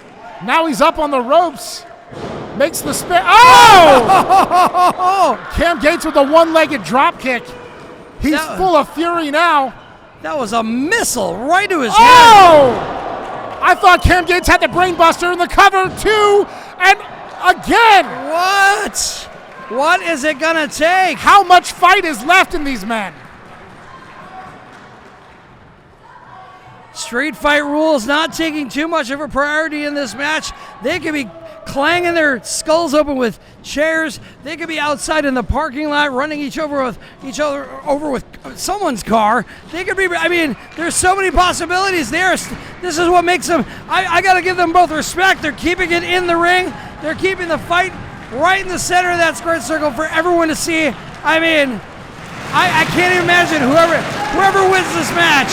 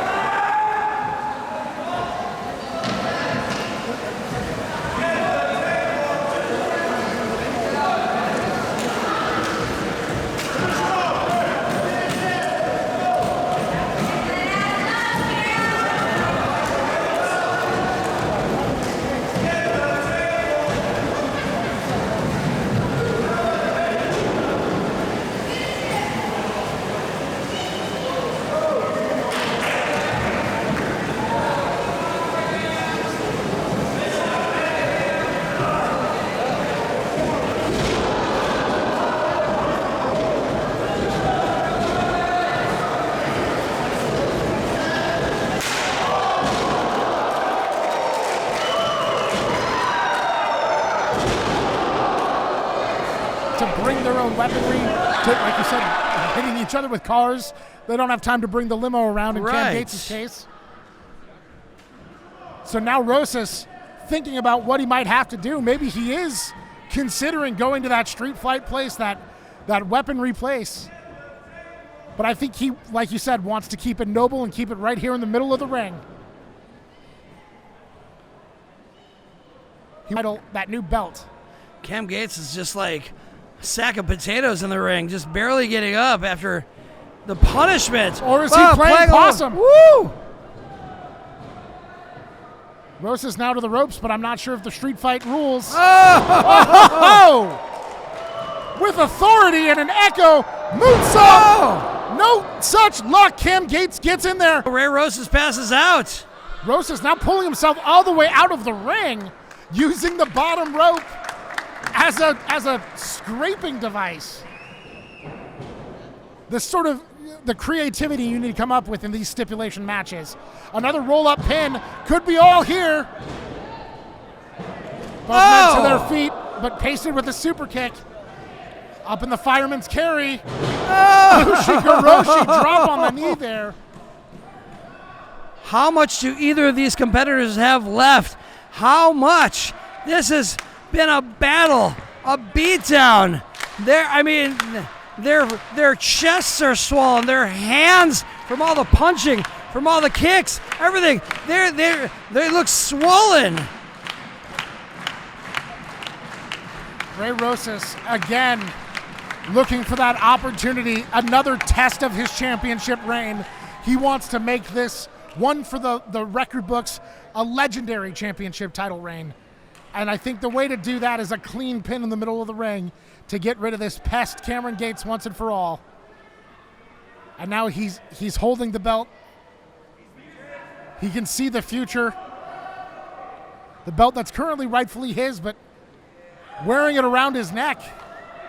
Oh, what is he doing? He's wrapped it around his neck, it's around his chest. Halston, I think he's calling for something absolutely diabolical. Ray Rosas needs to put a nail in this coffin. Wait. Slice Boogie! Slice Boogie here taking a piece out of the champ. What is he doing here? And Tyler Bateman now? Oh my God, these two still have unfinished business from their match earlier. Bateman wants this match to end cleanly. Street fight rules, doesn't matter who's in the ring, doesn't matter what's going on. How is Bateman what is gonna happen here? Bateman's sense of justice forces him to pull Boogie out of the situation, but he might have found himself embroiled in something worse. Oh, but look at that. Boogie reminded Bateman why he's here. And now the two men hockey fighting outside of the ring. Rosas! Tope Suicida! Goodness gracious! You bring the fight to Ray Rosas, and Ray Rosas will return it to you in spades. Rosas has some ass kickings to spare, but maybe taking his eye off the ball for Cam Gates could spell disaster. Whoa, this could be it. Wait. Oh! Gates with that crucifix. Oh no! Rosas powering through. He won't be stopped. Another Ushigoroshi.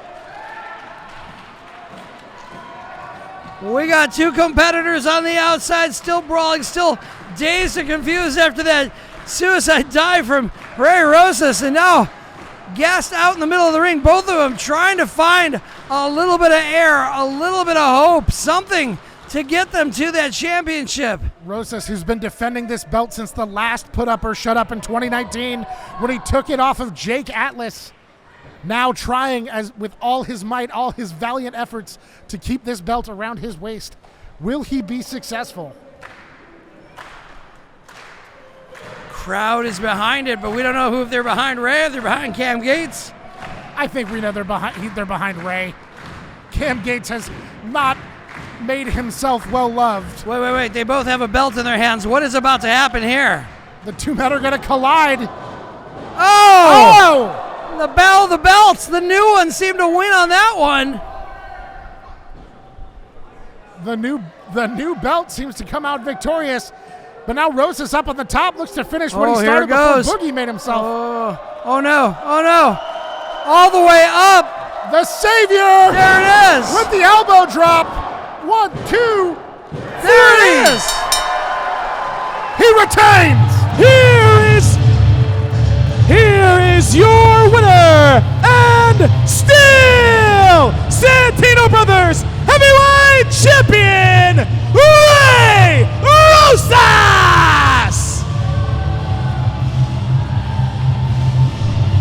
What an unbelievable fight from an unbelievable champion, Rosas. Still holding on to the Santino Brothers Heavyweight Champion, both of them, the old and the new, in his hands. You love to see it, the unification, the past and the future. Rosas transitioning now, leading one belt into the other. Rosas, the second ever Santino Brothers champion, on his second reign. A role model for the future of this wrestling school.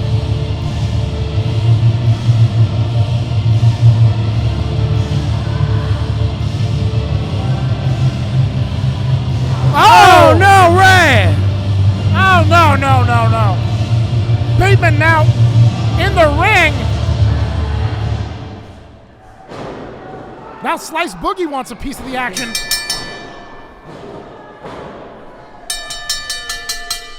Both men now just relentlessly laying on Rosas. This belt bringing out the absolute worst in everyone in the locker room. It's mine, says this Boogie. Is not a place to be. They are both punishing.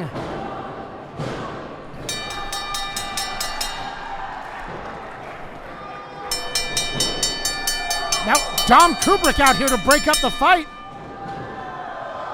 He gets sent to the outside. Boogie and Bateman now just continuing the beatdown. These two men at each other's throats earlier. What will be left of Rosas if this keeps happening? Oh my God! Wait! That's Peter Avalon! Rosas' best friend in the whole world, Peter Avalon, now fighting off the assailants, making an opening. And the ring is clear to riffraff. Here we go. PP Ray joining forces once again.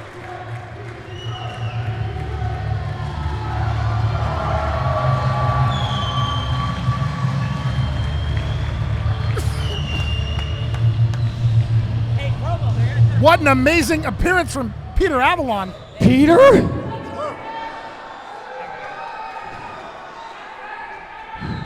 Just when I thought I ran out of friends.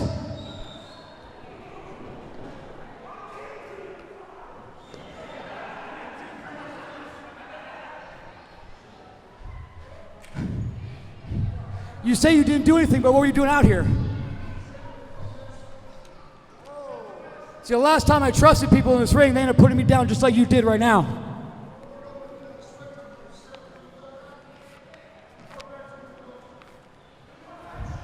Okay, let's not bring up the past. Let's talk about the now. Let's talk about the future.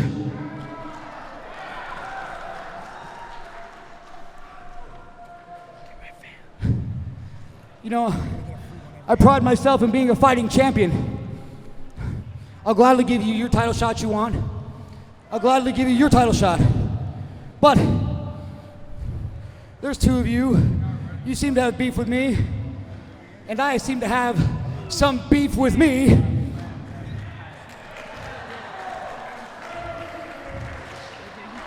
How about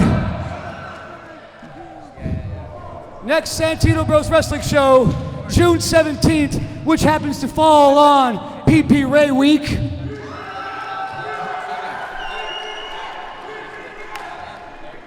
How about me and Pretty Peter Avalon take on the both of you in a tag team contest?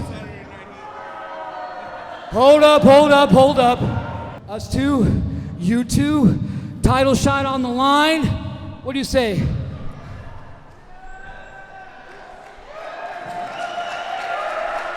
What a challenge. PP Ray versus Bateman and Boogie for a potential title shot.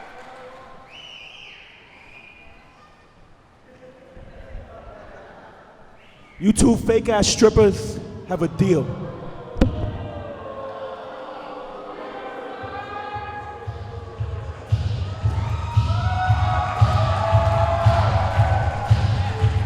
And that's sounds like challenge accepted. What an unbelievable finish to an unbelievable match, and what a new stipulation for our upcoming show, June 17th. Unbelievable. Play around, lay around. Our next Santino Brothers presents. I cannot wait to be there myself. Halston Body, it has been a pleasure commentating this show with you tonight. It has been a fantastic night here at Santino Brothers. Thank you, Marty Quinn. Thank you, Santino Brothers audience. Make sure to follow, like, subscribe, tell a friend, tell a neighbor, tell your mom, tell your dad, tell everyone. Be here at the next Santino Brothers show. Let's take it home with P.P. Ray giving us the dances we deserve. What a way to put up or shut up from Cudahy, California. You're gonna be here, bro. Oh, baby, How do you think you're gonna be here? I'm everywhere, baby. Holy crap. I'm here, I'm there, west, east, northwest, up, down, left, right. Oh my gosh. Dogs and cats are living with each other. Just when I thought I ran out of friends, you came out of nowhere. I'm here, man. Holy crap. I mean, I'm not even worried about that right now. You're here. I hope you're not too upset about me volunteering for a tag team match. You know what? That's what we're here for. I'm here to help you, and we're gonna kick some ass. I'm looking forward to it, brother. Those guys, they're top tier talent. Tyler Bateman. I want to give them both good matches. Nice Boogie. I'm all about opportunities. That's right. I'm going to give you guys opportunity. I'm a fighting champion. I've done nobody. You guys want a title shot? Take on P.P. Ray. Whoever gets the pin, I'll give him a title shot. June 17th, baby. It's Pretty Pete. It's Ray. Rosas. P.P. Ray, the best tag team on the West, in the U.S., all over the world. We're dancing, making tips, and we're going to walk and dance all over your asses, boys. Get ready, because we're bringing the funk, and we're going to whip your ass. Oh, you got me so hard about that. You got me so hard. Oh, yo.